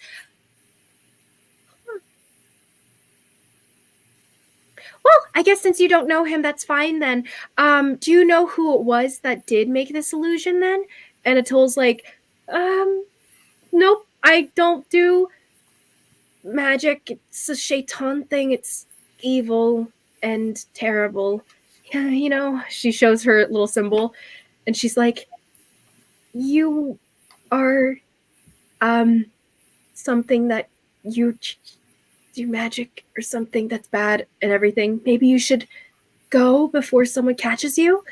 And Cook is like, "Huh, well, you're annoying and I might have, killed you, but you don't think my lover would appreciate that." And she turns back with her hand out to this walking zombie that has a vague resemblance to Nemo. He's younger, looks like a kid of sorts, and he just kind of like pulls in her direction. And she goes, "Come along." And the creature seems to be like listening to her beck and call, and she like her eyes kind of spark with energy as the spell seems to still be in effect. I'm really And glad that kind of like limps up after her. That was crazy. The one who got caught was by the Painters Guild, the one person in the group whose name isn't on their list, and Cook catches the one person in the group she would not recognize. Well, she wouldn't know me either, Shy Sprout. Oh, would she? I feel like she would, because were you not with us last when she fought I us? think so. No. Nathan wasn't even there for when you guys. I haven't watched that session. You weren't so there for that. That was the buffer episode, I guess. Well, She rolled very low. She rolled a 3 for her That's for her good. insight here. But so you guys, so she limps away with her creature, and after a feasible amount of time where she's out of earshot, you guys kind of filter out of your hiding spots and stuff. And Etoile's like, what was that? What? She seems nice. We can talk about her. Never mind. Let's go. And so you guys enter the black market here, and Etoile's just kind of shaking off the experience. That was nuts. Are you saying Nemo was into her? How Into that? He was using her. She was into him. That's, Oh no, I'm pretty sure he was into her. He was into the crazies. Nemo couldn't look past his own nose. Wait, but if or wherever he kept Jupiter. If she and Nemo were dating, shouldn't she come with us? Because she's your Most friend. definitely not. She's a psycho crazy murderer, serial killer, set several buildings on fire, and almost killed a bunch of people. It sounds like all of you guys' description, kind of. We don't kill innocent people or set random houses on fire for kicks. As you guys enter this black market, on the feet of this argument here, you guys see completely wrecked, beautiful place that it was. Beautiful being like a little bit like trashy initially, but like its own design, eclectic vibes. But it was like a design to the place. Most of the people are gone. Like, there's no booths set up. The chaos is there. You guys see some ambling zombies that haven't noticed you guys because of your guys' stealthing here as you guys are sneaking through. You guys see some bodies just littering the ground. You guys see Yev. Yev's body has been wrecked. Like, his throat's ripped out, and he's like crumpled over the tapestry and all the broken little vials under his body there. You guys pass by. You guys see what tattoo parlor. The young woman that Kanari had been talking to. You can smell the blood coming off of her. Kanari, you recognize the scent. As you guys are passing through, you guys see the woman who sitting at your actually roll me a d6 Carhale. and that'll be whether you see the body of hers or if she survived the initial wave. I did ask if any of those bottles of Yev's were intact. Oh, I roll me I rolled a 3. a 3. You see what looks to be not totally wrecked body. It's very mostly put together. It seems like she was older. She might have had a heart attack or something. She doesn't seem to be ripped apart or anything. But she's presently lying on the tapestry that had some of the jewels that have presently been looted at this point. Most of them gone. And Karhale, what did you roll me a investigation check as you check the tapestry as you guys pass by? That's good for me. 17. 17. Okay. Everything you find. Roll me a d4. Most everything that had survived the wave and then him crushing it with his body when he was killed. Most of it's been looted. You find 4 what look to be cracked bottles. They won't survive a trip. They're barely holding on as we speak. 4 cracked bottles of Can I put them in my bottles that I have? you can, or are you going to take the time to do that? You already took about to look through. You already were taking about 5 minutes to pause and do this. Do you spend the time to do to transfer it and try to like be careful with it to do so? No, I was just looking for like if there were any healing potions. One of them is what seemed to one of them is a perfume. It's Andromeda perfume. Second, very useful to you. Interesting. I would take that. Third, actually, now. But what? Third, you find what looks to be just oil, just like grease, magical grease. Lise? Say it again. Is it Lise? Lise. You sniff at it, and it doesn't smell like Lise. It smells like just regular grease. Okay. And then the other thing, the last one you find. Wait, Andromeda, Baby Obaka. No. The last one you find is a poison called. Well, it's a low level poison. It's your baseline poison. I would put the poison on my axe. I'm gonna put the poison on my axe and drink the Big Aobaka. Okay, so you have the Big Aobaka for 30 minutes. You have the poison on your weapon for the next 30 minutes as well before it dries. What is it? It's just a basic poison, so it's a DC 12. You can write down DC 12, and then it'll be a D6 of poison damage on top of whatever you do. Okay. Yeah, and I've got the stats for Big Aobaka. You don't need to go over it. So you drink it immediately. The other two, do you keep the grease? Do you keep the Andromeda perfume? It gives you advantage on persuasion checks for as long as it lasts, which is an hour, I believe. Fuck it. I'll use it. Why not? So you just like smash it and rub the smell all over you. Kanari, it's thick. But it's strong. And you feel this like, was Karhale always this attractive? Kind of sense that hits all of you guys once you smell it. And you're like, who is it that usually wears this? Is it Lady Lusitania? Yeah. Lusitania. And you're like, that's Lusitania right there. It smells just like her. And it's immediately this like hairs on the back of your neck that rise. I don't like that, Karhale. Never again. I wasn't gonna let it go to waste. Potions, man. We're looking for the entrance.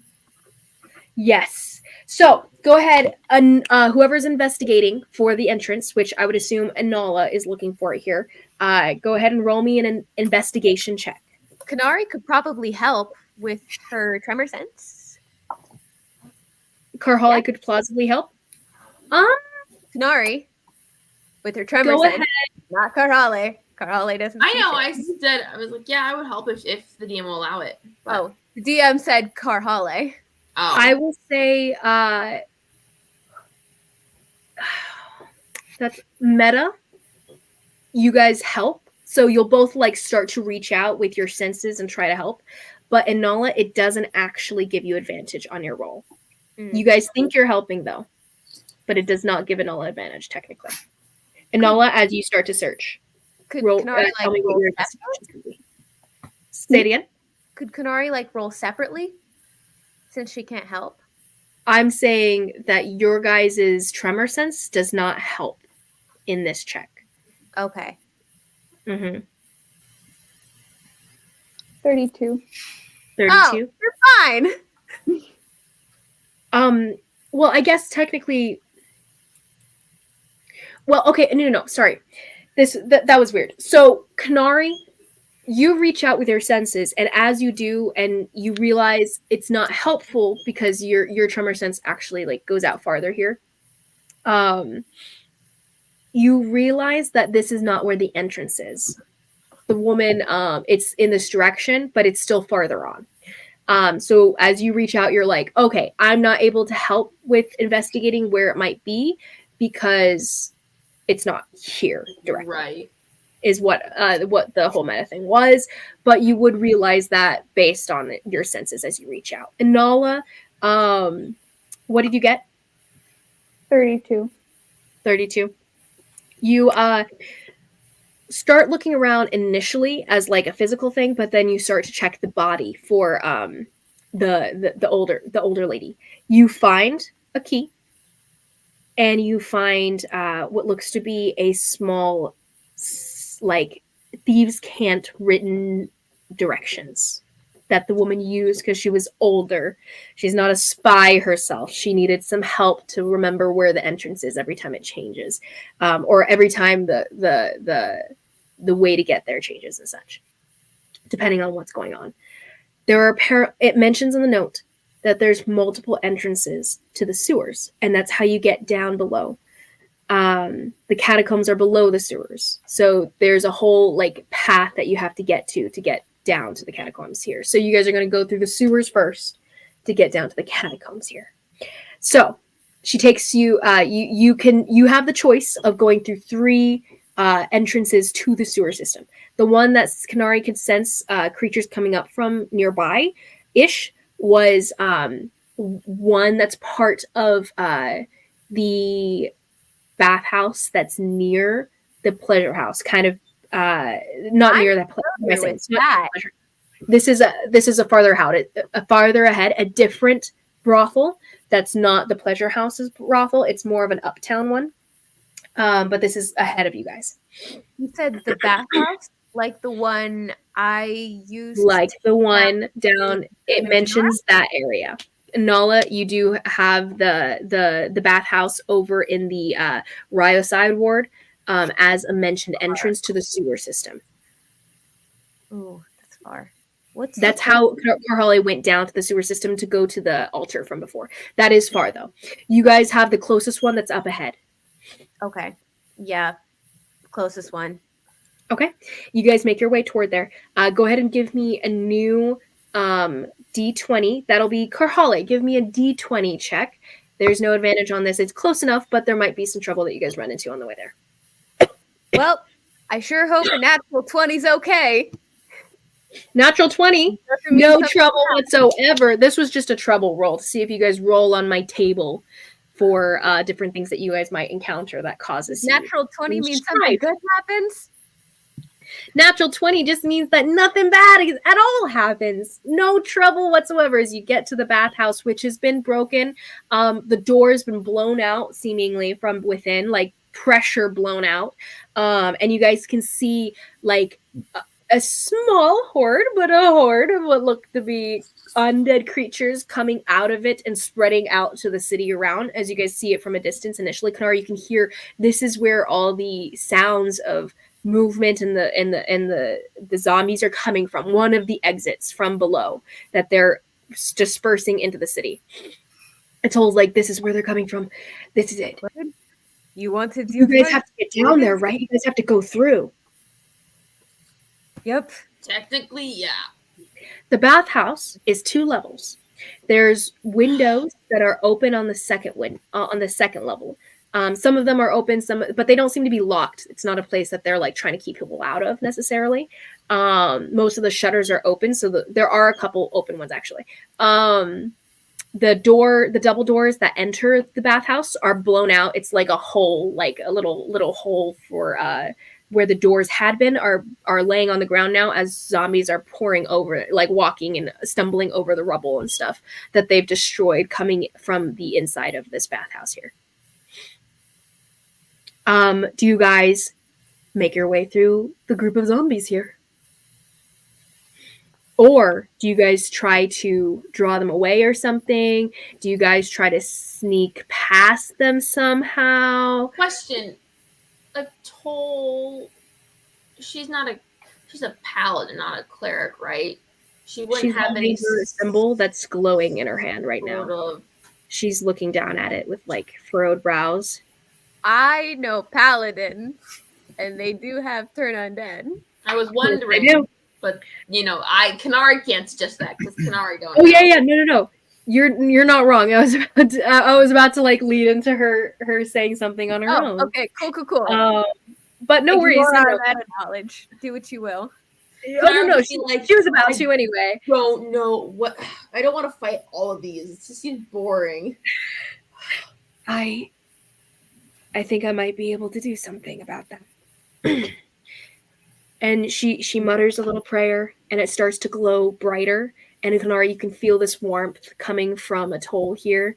Karhale and Nala, you guys see her skin like shifting almost more golden all of a sudden. And she looks otherworldly. She looks no longer human. As she starts to glow a little bit brighter here, and she raises the symbol itself up, and it like explodes in this large just burst of golden light here, and the light itself like burning your irises, those who can see. In Kanari, for you, it's like burning the skin around you, like not painfully, just like sensually. Just the sense of it is so strong, it's prickling your skin here. And as it bursts out, all of these zombies like turn automatically toward the light. They can't seem to look away from it as they try to throw their hands up to try to cover their eyes from it. It doesn't help as it curves around them. There's no shadows cast on them. The light itself just envelops them. She turns undead using one of her channel divinities here. And Nudge Kanari a little bit. I don't think that's the kid we found in the Daragma Wilds. No, she's come a long way. And let's see, turn creatures. All of them run. Yeah. So That's my girl. wisdom saving throw though, actually. Ooh, Okay, no. so they all roll. So we're gonna say there are how many right now in the area that can see her? There's 38 in the near vicinity that can see her. Some of them coming out of this bathhouse, most of them coming out of the bathhouse here, stumbling on and in the streets around you guys. Some of them kind of starting to notice you as you guys have come forward, but you guys are all so stealth that only the closest couple have noticed you guys. And let's see. I need to roll a bunch of d20s, and we'll say. Oh, no, that's lame. We'll just roll.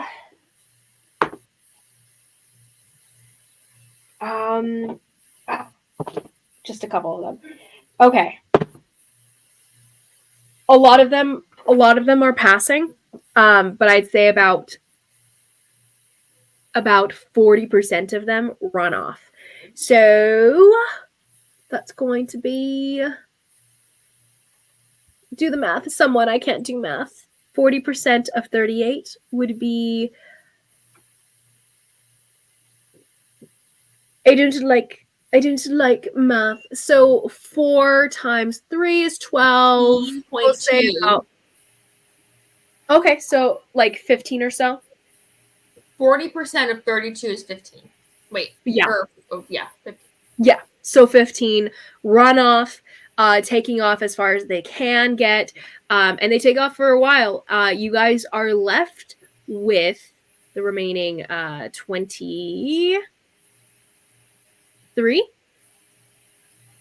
Yeah, 20. The remaining 23. No, that's not right. 32 minus 15 is 17. 17. Where is my mind at? Anyway, I can't do math in my head right now. My brain's not working in that direction anyway. Just story directions, you know? Yeah. But what's it called? 17 left behind. So, as these guys have now noticed you guys with this glowing light beacon right in front of your little group here, you guys have to kill 17 of them. Okay. And more plausibly to come as the chaos ensues. Because you We guys just are run. at the worst. Run. Wait, can I do a thing? You Can I guys do a just thing? run through?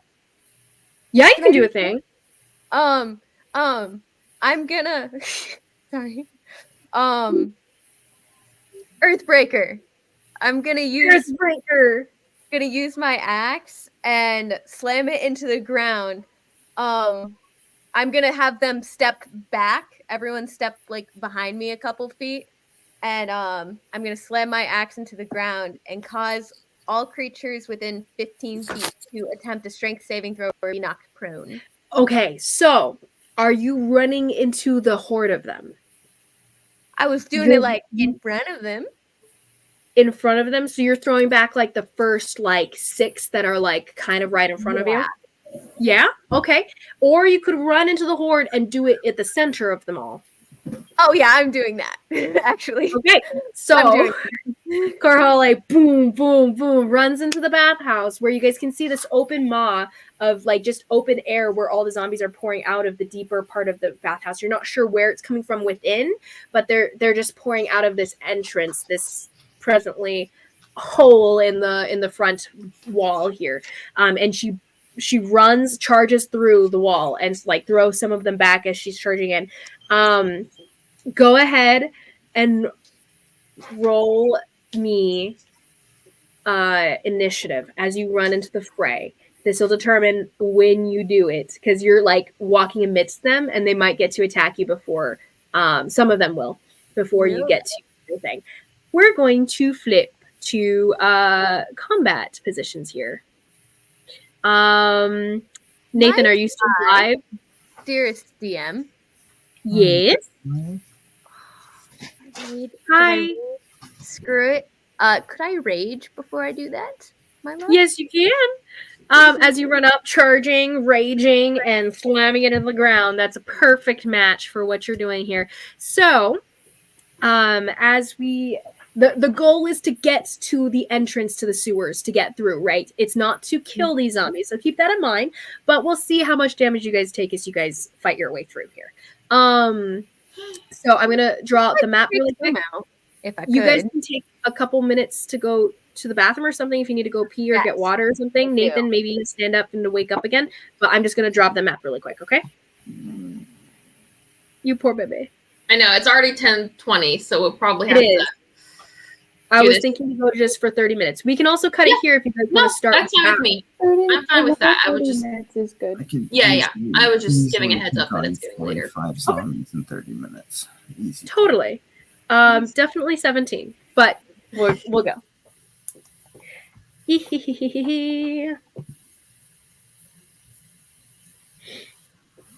One by one, we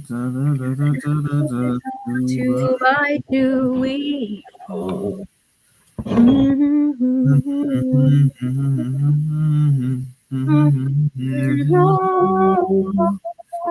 It's Friday. Oh, Thursday night.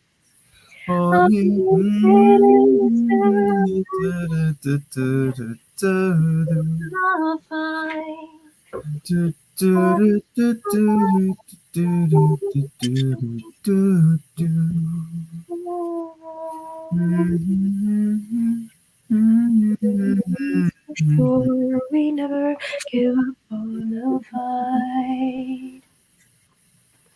Get ready, it's Thursday night.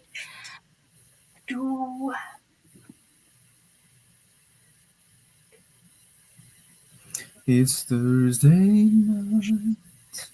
All you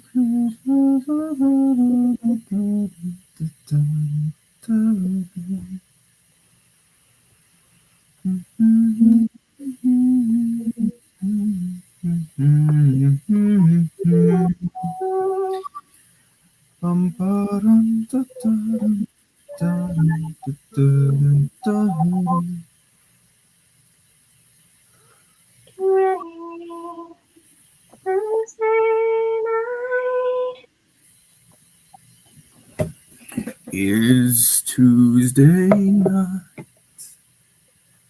Oh, side note for Umilo that Etoile has, it is a +1 in addition to being fire damage instead of slashing. Gotcha. I actually don't. I just have standard glaive damage down for Umlilo. Does it do additional fire damage? Because actually, I now realize I have written down a D10 plus the strength score of slashing damage. When it's activated, it does do an additional D6 of fire damage. Oh. It's Thursday night. Noted.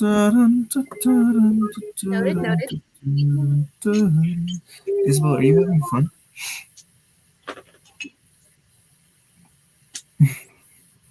Are you headbanging or giving your hair more volume? I'm performing a seance. That way, the few good spirits left in this city help us out. I'll be back. I'm gonna grab agua. Okay. Agua. You mean aguardiente?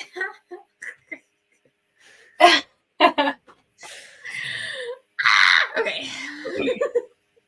I'm trying to decide if I want a cup of tea or if I want another cider with rum. I want a cider with rum, but we have nothing like that in the house. I have Ohio cider that I put some Bacardi in. Ooh, that sounds good. It's very good. It's pumpkin spice cider. Ooh. It's good stuff. Yeah.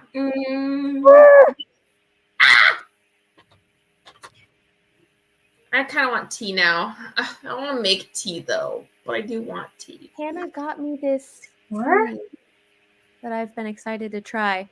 But that cider was so good. I don't know. That's what you call babes. You call babes. I'm mixing tea real quick. I'm fine. I'm fine. Okay, so there's 1, 2, 3, 4, 5, 6, 7, 9, 10, 11, 12, 13, 14, 15, 16. Oh, I found my 16. And we have one more right here as a piece of putty. Actually, I have a little mini thing. I don't know why I did that. Use random things as zombies. I have more men. Got that.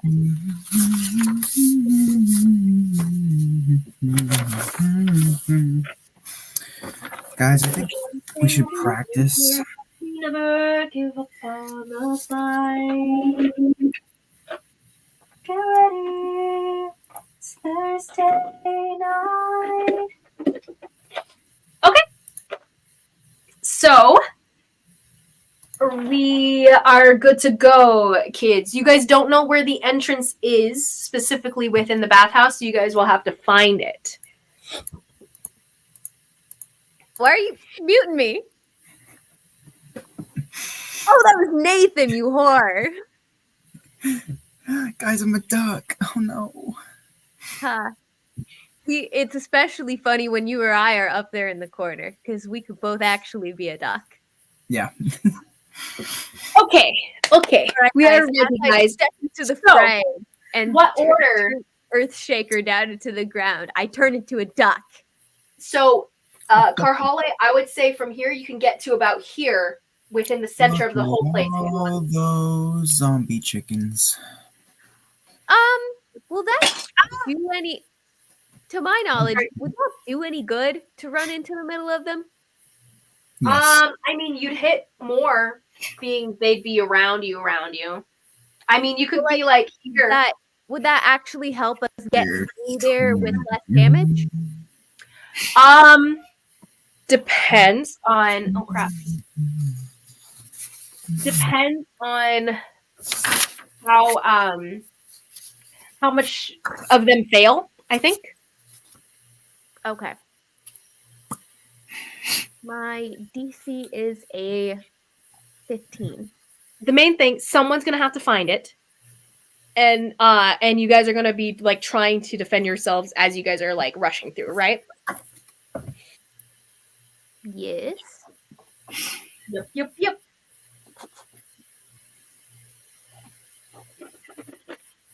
Okay, so how do you guys want to approach it? Oh, I already rolled my initiative, by the way. Oh, amazing. Actually, I forgot about initiative being a thing. Ha ha ha ha. Okay. What did you get for Holly? 19. 19. Car. Okay. I think it was just me so far. Unless everybody so wants everyone else can go ahead and roll their initiative as well. If everybody wants to like take this turn to like scooch up while I go and do this, just don't be within 15 feet of me. What level do you get advantage on initiative, Aaron? Oh, I'd have to look that up. I've had it for so long. Nathan, if it's not on your sheet, I believe it's not. Well, I created my sheet, so. Shoot, what is it? I have been known to make mistakes. That is true. Just look up a barbarian, Nathan. That's what I'm looking at. I have more important. Oh, it's level 7, dude. 7, okay. Okay, so everyone's initiatives. Karhale, you had 19. Inala, what did you get? 9. 9. Inala, okay. Kanari? 17. 17. And Shy? 12. 12. Shy. Okay. And so as you run between the fray, Karhale, the zombies beat you. No! And so you charge through. At least I raged. Yes, you did. And they're going to take their attacks. I knew that was a good call. You can get to here within the center of these guys, but you could also do it here, right at the front of them. Where do you want to do it? The middle. Middle? Okay. So all the way through, right? Fuck it. Full charging all the way through. This guy takes an attack. This guy takes an attack. That guy takes an attack, etc., etc. 1, 2, 3, 4, 5, 6, 7 to here. 7 attacks here. I need more dice. I should have brought all my dice down with me because I'm dumb. Okay, on deck is you, Kanari. After higher. Oh. After on deck. I did say on deck. Ha ha ha. You guys are funny. Okay, so the 20.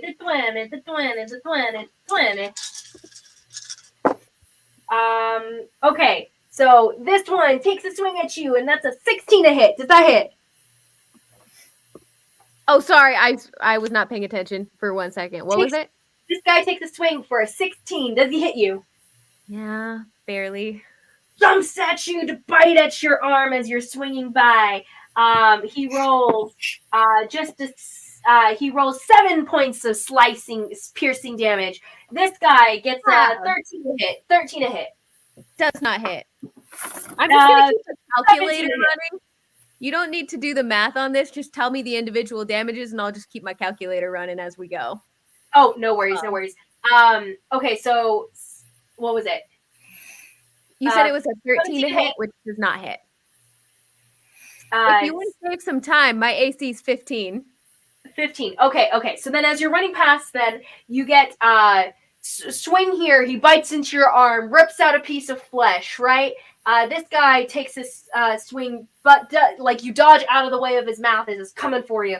This guy throws himself at you, but you ran past him and he hits the ground without actually hitting you. And then this guy also tries to take a swipe at you, but you dodge out of the way, flinging him back with your shoulder as you pummel him as you charge past. And then that's 5. 1, 2, 3, 4. 1, 2, 3, 4, 5 again here. So Wait, they all get to go before me?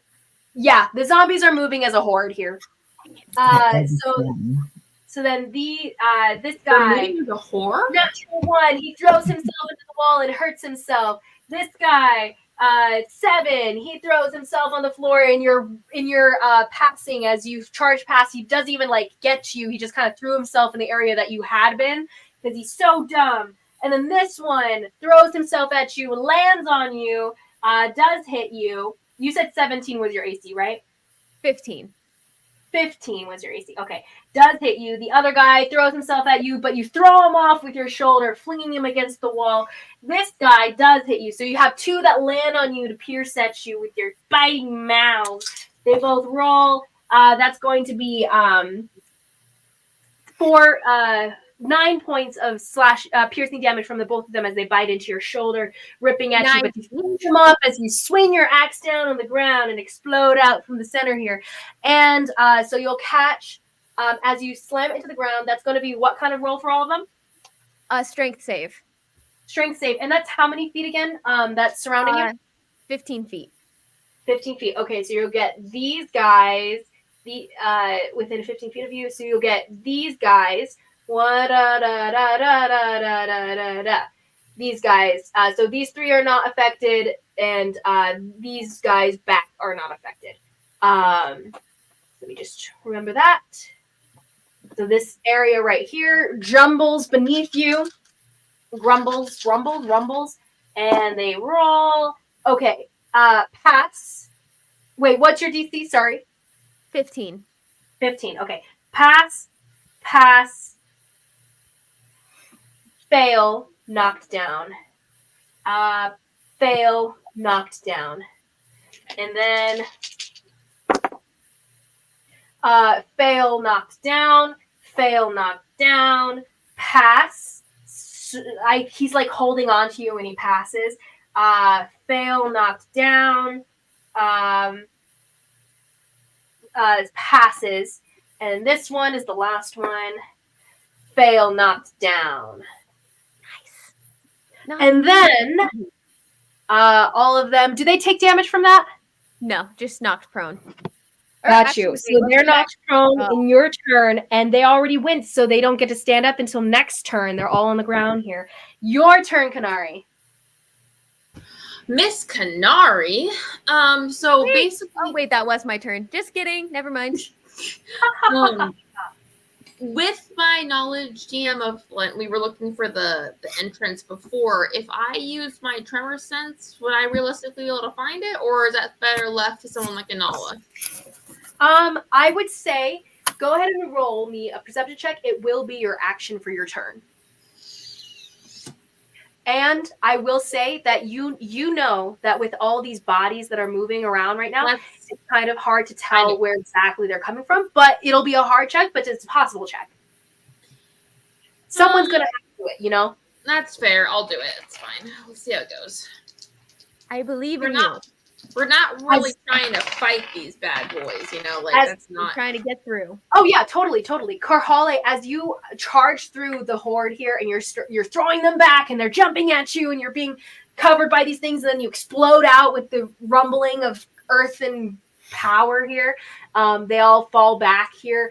And then you see, but then Kanari nearby just bends down at peace, the zen look across her face as she reaches out with her senses into the earth here. What did you get? 23? 23 is very good. So you get the sense that it's coming from the south side of this manor.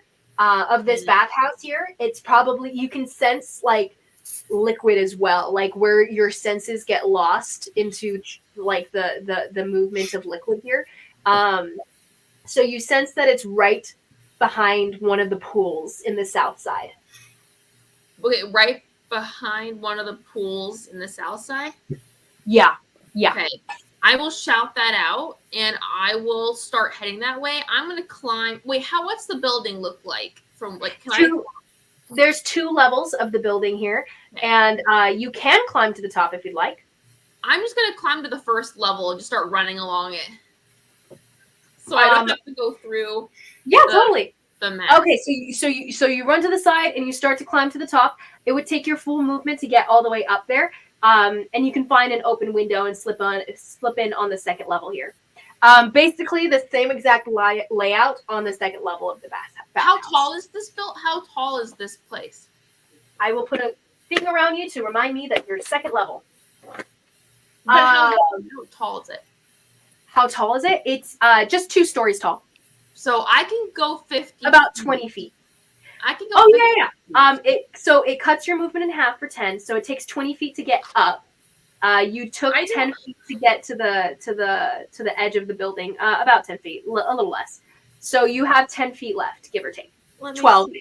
Hold on. What don't I have something now? Hold on, I'm looking. Oh, you can move along vertical surfaces and across liquids on your turn without falling during the move. It doesn't specifically say what that means for my distance though. I don't think that means anything for your climbing speed. Dang it, that's not as cool. Oh well. All right. It just means that you can like run and not fall.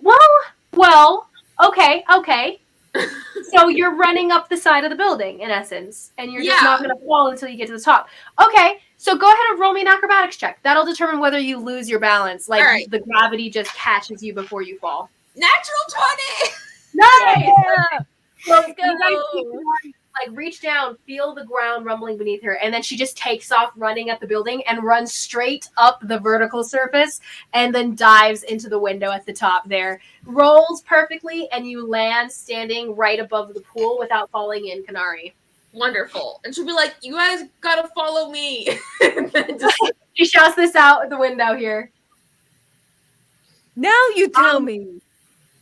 Karhale, I would say, actually, Kanari, roll me a charisma check to see if Karhale would have heard you among the horde of zombies that she's surrounded by.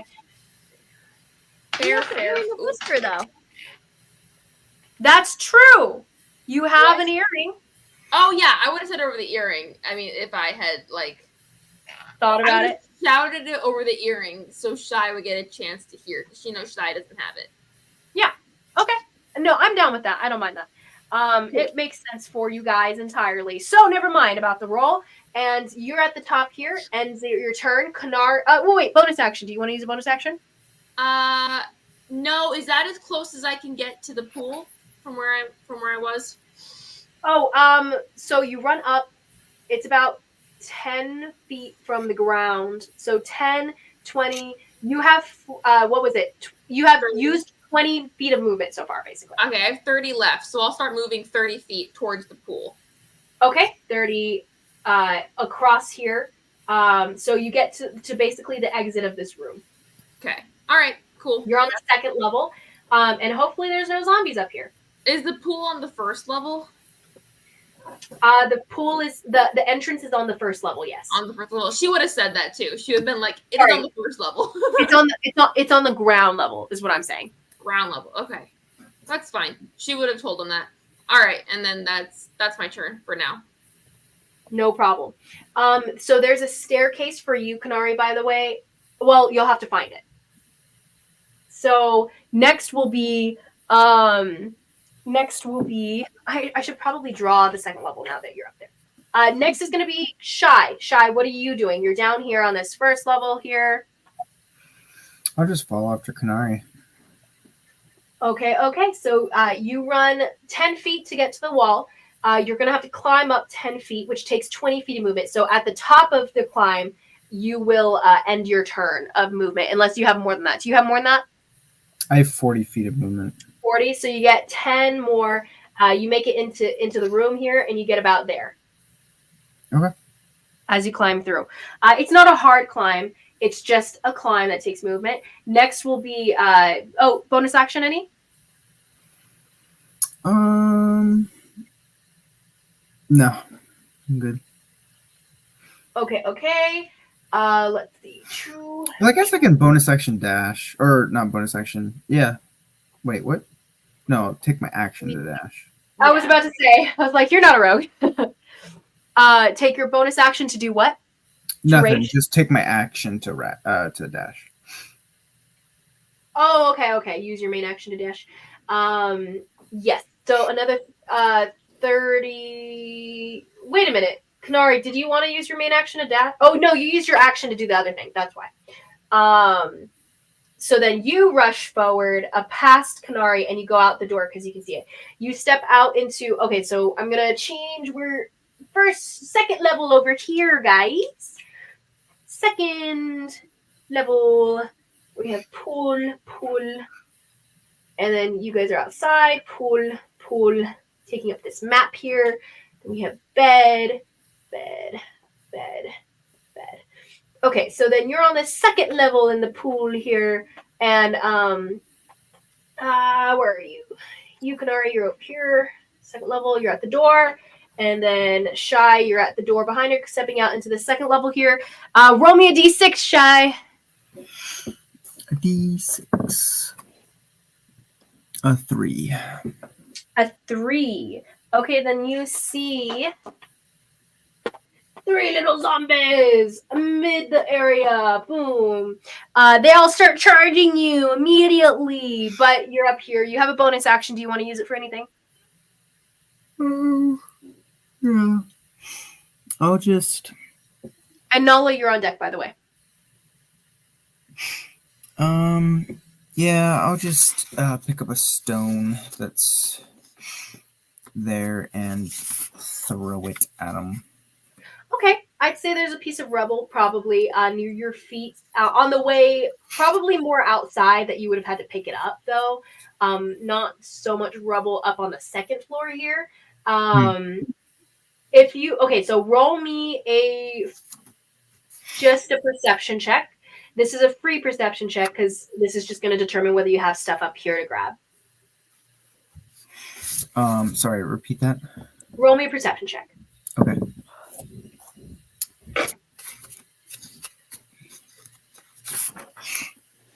Um, 12. 12? Okay, yeah, you find a piece, like a piece of brick that's lying loose on the ground, probably from a part of the wall that was broken by the zombies up here. You pick it up. You can throw it at someone, or what do you want to... bonus action, right? Yes.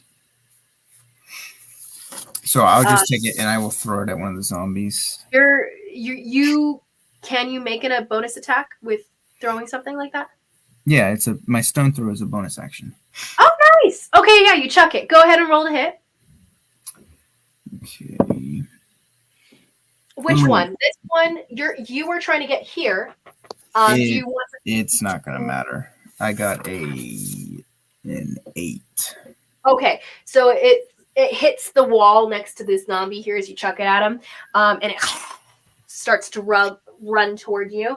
Next is going to be Nala. And Nala, you're downstairs out here. You're not on the second floor right now, but you're 10 feet away from the wall here, away from this opening where Karhali is in the center of all the zombies. What do you... Where is she again? Sorry, it's hard to... So Karhale is... Go down. Look down. Okay, Karhale is right here. Within all the center of zombies, all these guys are laying on the ground here. You can charge through like she is if you'd like, or you can go to the second level where Kanari is going presently. Oh, no. Maybe don't follow me there. You're so squishy. I'm tough. I'm raging. I'm good. I can take care of myself. Raging. She's good. I'm so sorry. What was Kanari, what was the purpose of Kanari going? Kanari went upstairs to avoid the zombies. And she's trying to make it to where the entrance to the boat to the bathhouse is. But she said where the entrance was and where to head to. Yeah, which is on the We're opposite side gonna where go. I'm at, by the way. Karhale and Kanari are both going to the same place. We're both traveling towards the entrance, but on different levels. So she's avoiding all the zombies, but she's gonna have to come down to the bottom level again. I have to fight through the zombies, but I'll be on the level we need to be. I wouldn't follow me if I were you. The only one I would recommend following me is maybe Shy.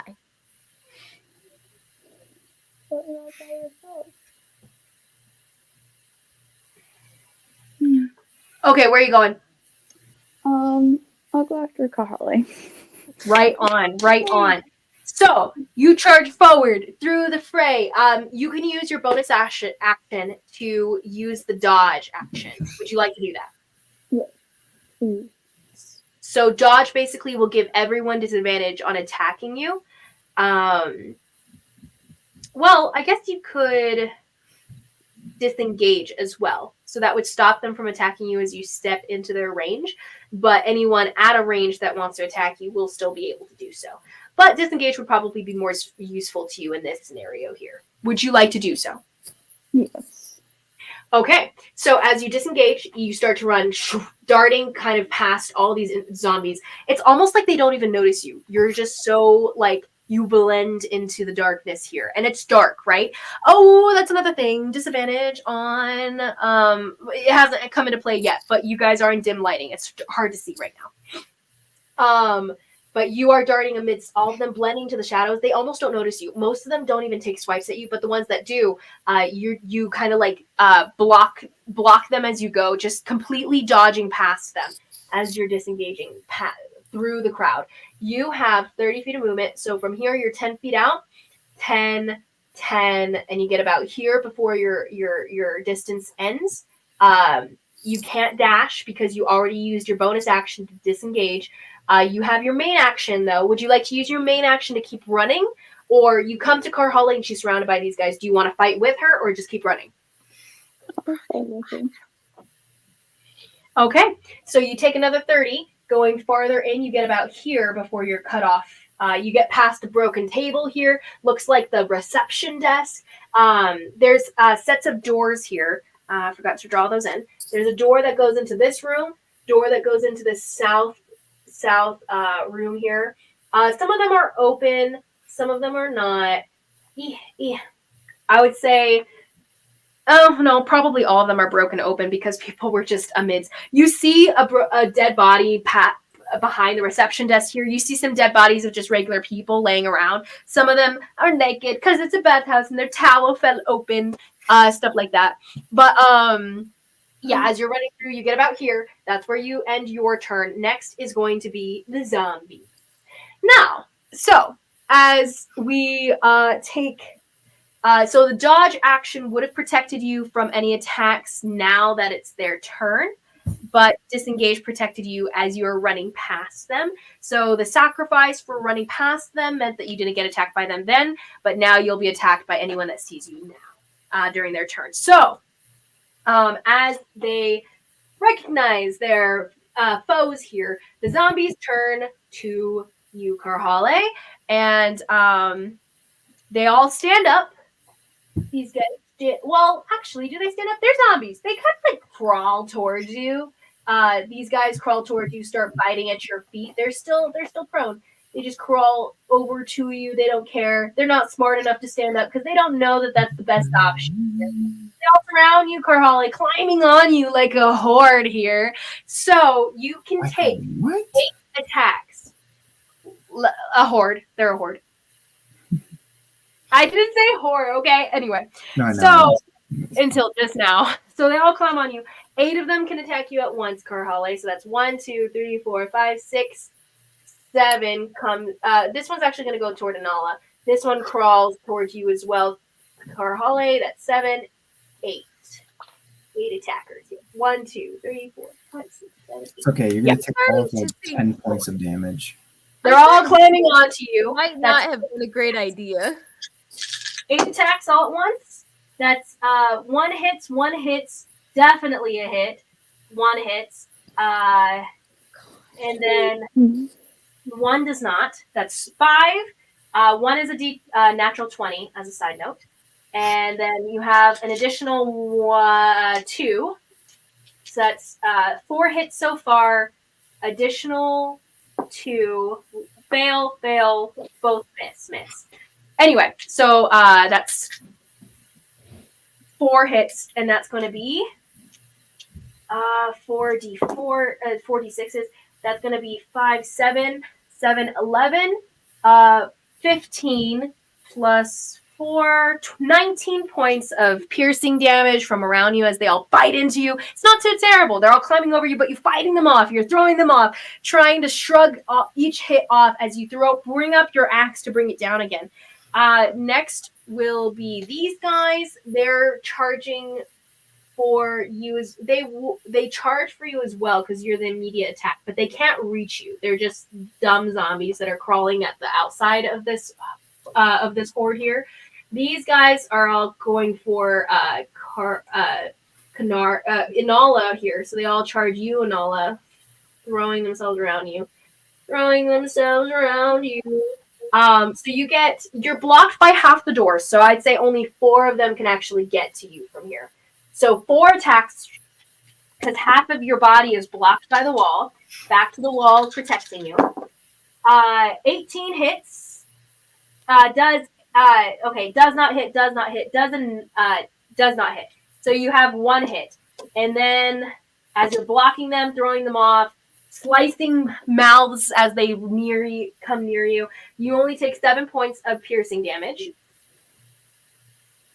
And as that's happening, then upstairs, shifting attention, these guys all come towards you. Run. That's 1, 15, 20. Yeah, they all can get to you. They're fast zombies. No, they're not. They're 20 feet movement zombies, which means this guy couldn't get to you. But these 2 do. And so 2 attacks you. That's a fail and a 16. 16, does that hit? Does not hit. Okay, both of them fail. So then next in the lineup is you, Carhale.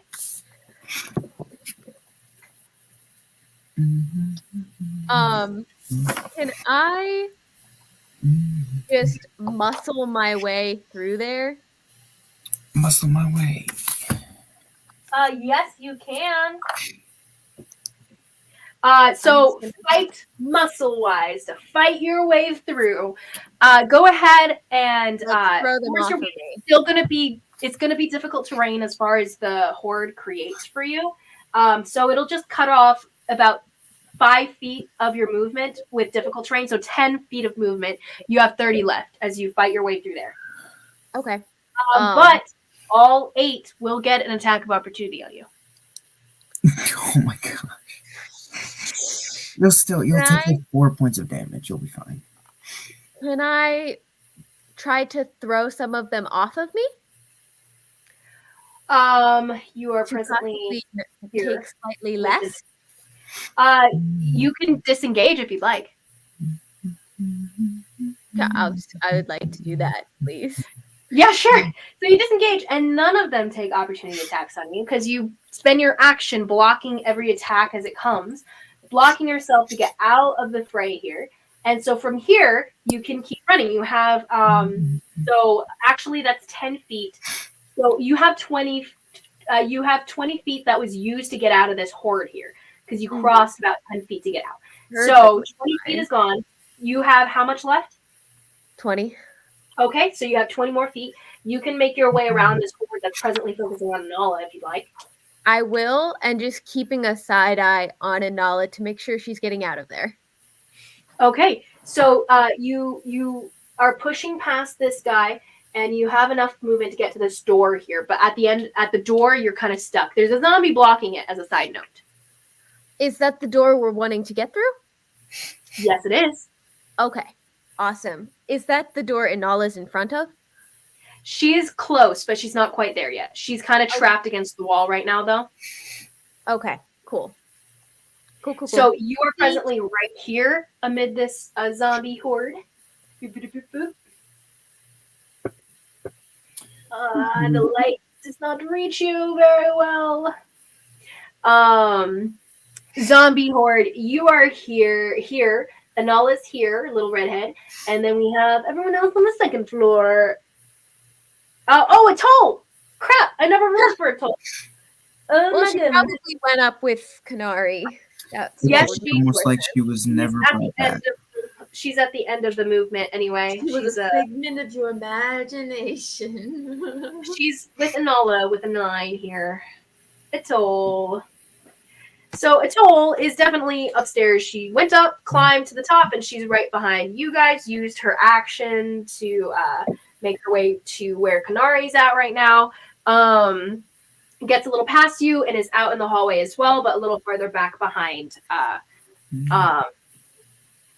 behind Chai. And That's me. next will be the zombies. Kanari.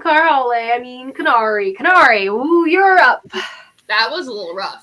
Thanks, Mom. It's fine. It's totally fine. Where your mother goes through every child's name before Yeah, getting and the dog. and the dog, yeah. Kanari is going to run. I'm just gonna run. Keep running. Okay. So you dash out into the hallway here and run past these guys. You can't quite run past these guys and not be in their melee range, by the way. That's fine. She'll go ahead and run past them. She'll take the hits or Yes. take disengage. No, I'll take the hits. Right on. Just 2 little attacks. One's a natural 20 and one's an 18, so they both definitely hit. The 18 I is forgot not the hit. natural 20 damage from before. Karhale, you take an additional 6 points of damage. For what DM. now? I forgot about the D20 that I got, the natural 20 I got. Oh. With the Okay. So you take an additional 6 points of piercing damage. Still halved. And Yes. DM, yes. the 18 does not hit.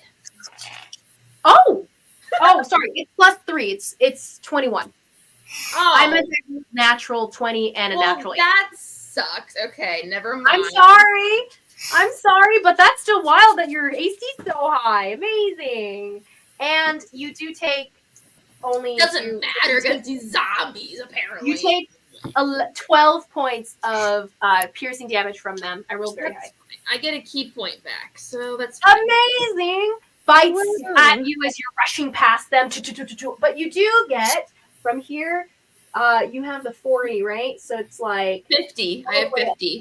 50. You get all the way to the room. Plus, I'm using my action to dash, so I will dash 50 feet to. Oh my gosh, you get all the way into this area. You can sense that the entrance to the pool is directly below you.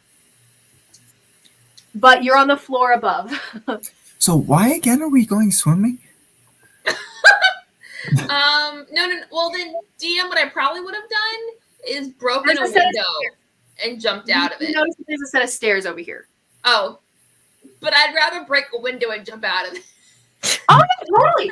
So there's definitely a window in here that you could break and jump out of and go down to the first level's window. So you have a remaining 50 feet here, basically. So you can definitely get down to the first level from here. Okay. Roll me. Are you gonna walk across the vertical surface this time? Back down? Yeah. Sure. Or are you gonna climb down? I will walk along the vertical or drop, because honestly, I won't take any damage either way. So it's really Very fair. So you can just jump out. If you jump out, it's flavor at this point. She just literally just like swan dives and then tuck rolls the last second. It's just like Yes. And then you jump, and then you break through the second window. Go ahead and roll me. You can open the window as your free object interaction because it's not locked. It's just a latch that you have to flip open. Cool. But the second window, you will have to either use an action to open, which you don't have, or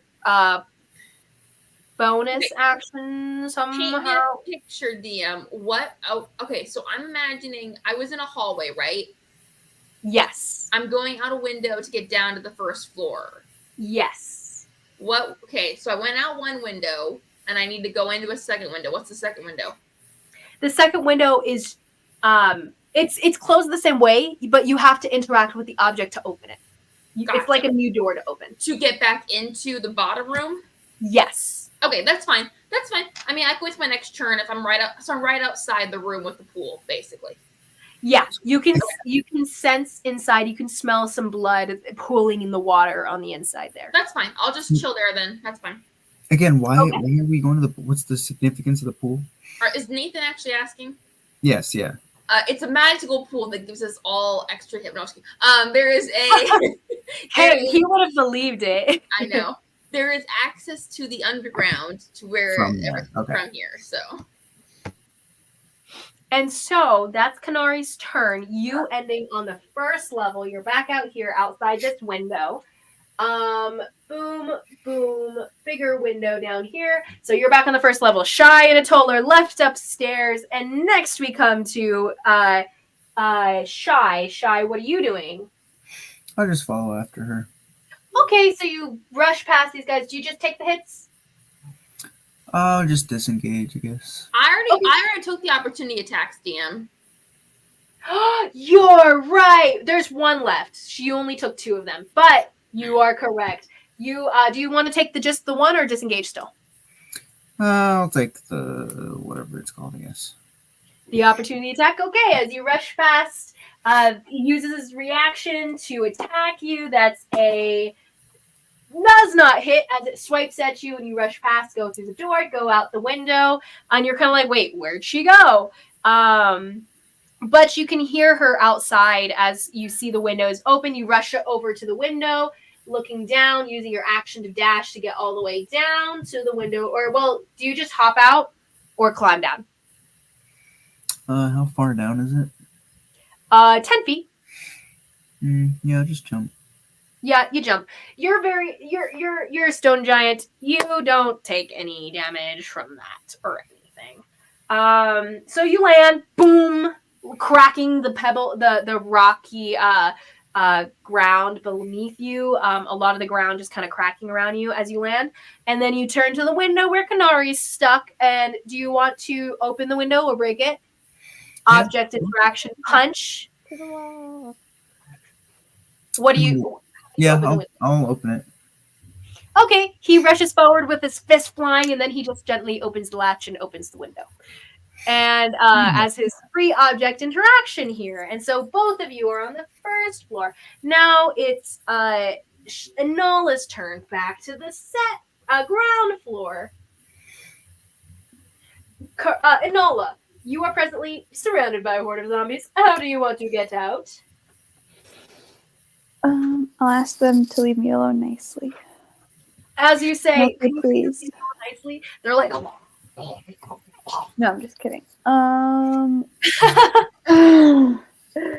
only it were that easy.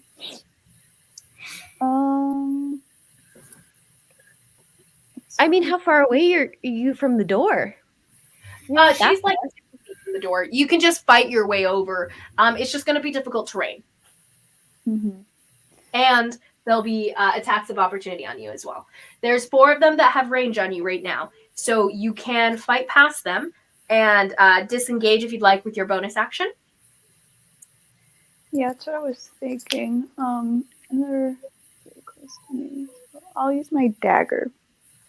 Dagger. Mm-hmm. Wait, Okay, if so you, as you do that, you disengage, you're disengaging presently, right? Say that again? Are you disengaging?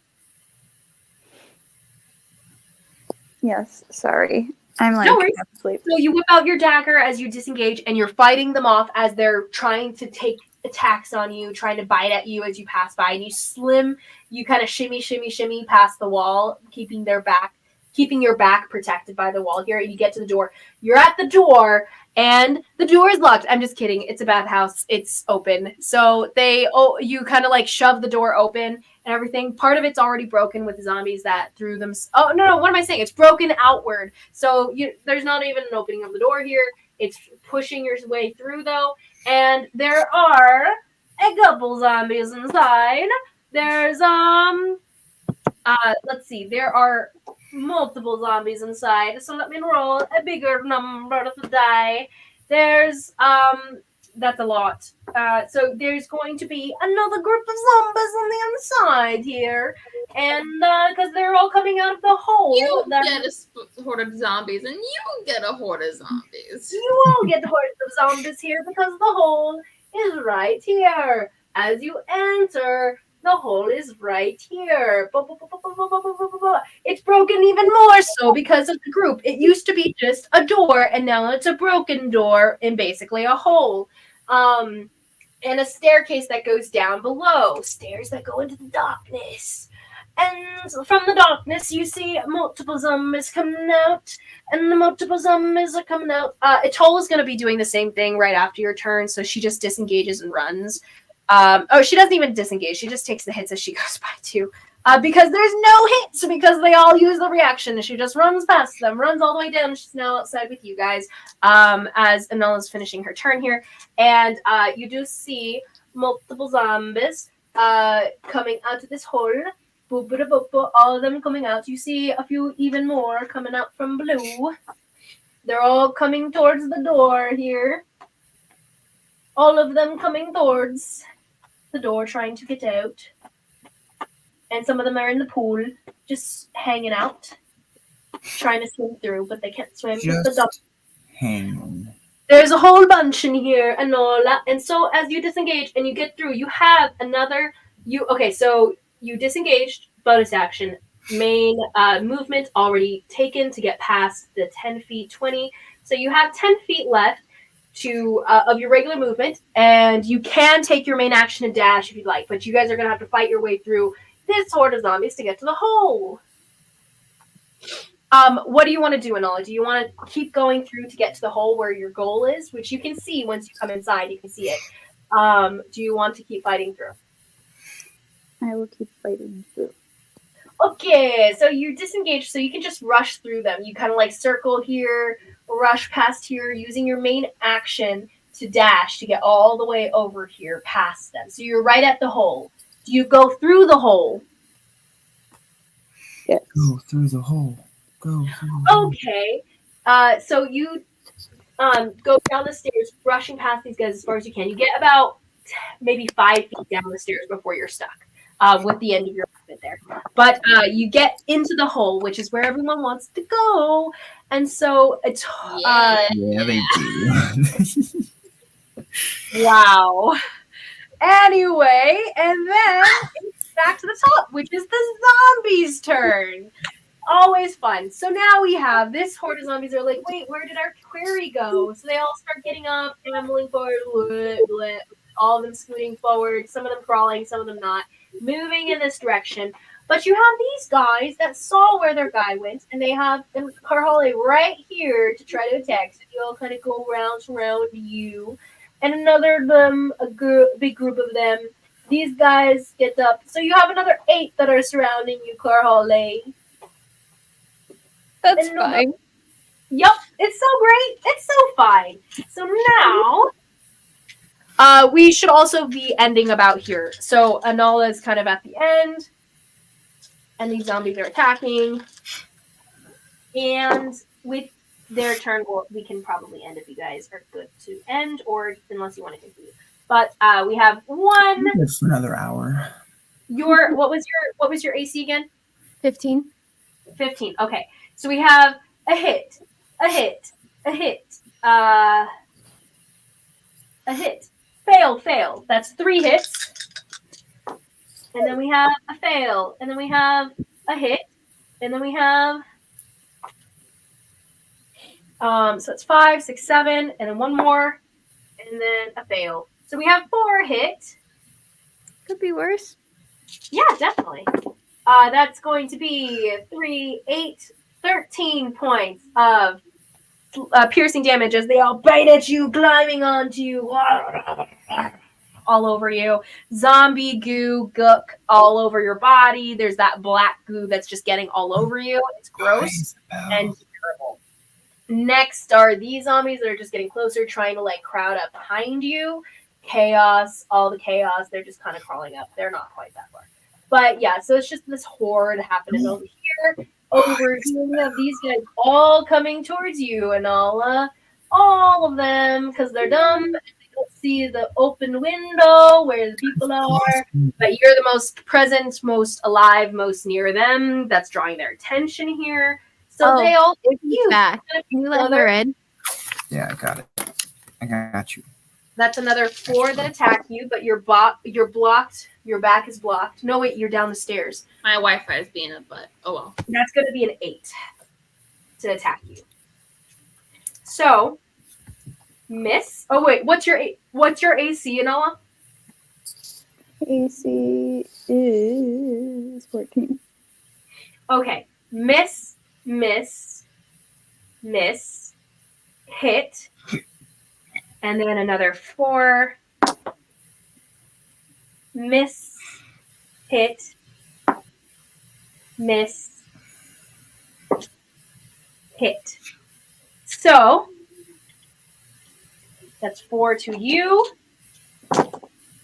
Okay, that's pretty big on the damage here. So we have 10, 16, 18. 18 plus 4, 22 points of damage. Carhole, I forgot to add the 8 points of the regular strength that they add to their thing. So it's 8 points more of piercing damage to you. So this was whatever I just told you, Anola. Crap, I lost it. What was it? Like a 3. Say it again. You told me 32 points of damage? No, it was not. It was 20 something. I think 22. 22 or 24, yeah. We'll go 22. I think it's 22. That rings true in my mind. So you have 22 points of piercing damage as they all surround you as you're on the stairs in the darkness here. Are you still up? Yeah. Okay. So then next is going to be Canary So zombies have moved and we can pause there and take this up next session. Woo, we're getting somewhere, guys. Slowly but surely. Yes. We'll take a picture of this setup here and we'll take it up from here next. Well, guys, we are literally the dogs sitting in the cafe with it being on fire and saying, "This is fine." That's how Carhale's been the entire campaign. I know, but now it's like her actual reality, so that's a plus. Amazing. Good job, guys. All I wanted was to come back and get my freaking knuckles that I had specially made for me. When we come back to this city demolished, I'm very annoyed at this. Me too. I guess we'll never get those. All I wanted was to go home. Now we'll never know what those knuckles even do. I'm very annoyed. I swear, woman, if you kill Deskier off screen, I'm going to be so pissed. I'm sorry, Carhale. He's already dead. It's unfortunate, huh? It's a sucky day, you know. I just rolled a natural 1 for him, and so I right up dead. I really hope nothing bad happens to Aerie next session. Oh, don't threaten me with my own character. Okay, I promise he's fine. All right, that's what I thought. As fine as it can be. I don't appreciate these. I know he's fine, but is he alive? My bad. He's definitely still dead. Your threats mean nothing to me. Aaron, do you think we'll have a combat in your session? I don't know. You're going to crash a drug deal. Do you think you're going to have a combat? I hope so. Next week. So exciting. You're going to crash a drug deal. You're going for combat. I'm just saying, Volley could talk their way out of it. Who knows? I believe in Valia. certainly try. Oh, so we're not Disguise playing self, next week, are high we? charisma. We are playing next week. We're playing my character. Snooze. Well, the girlies are playing, yeah. Well, you're also playing. I mean, yeah, but Guest star. You want to end the live? Yes. Guys, Bye I just bye.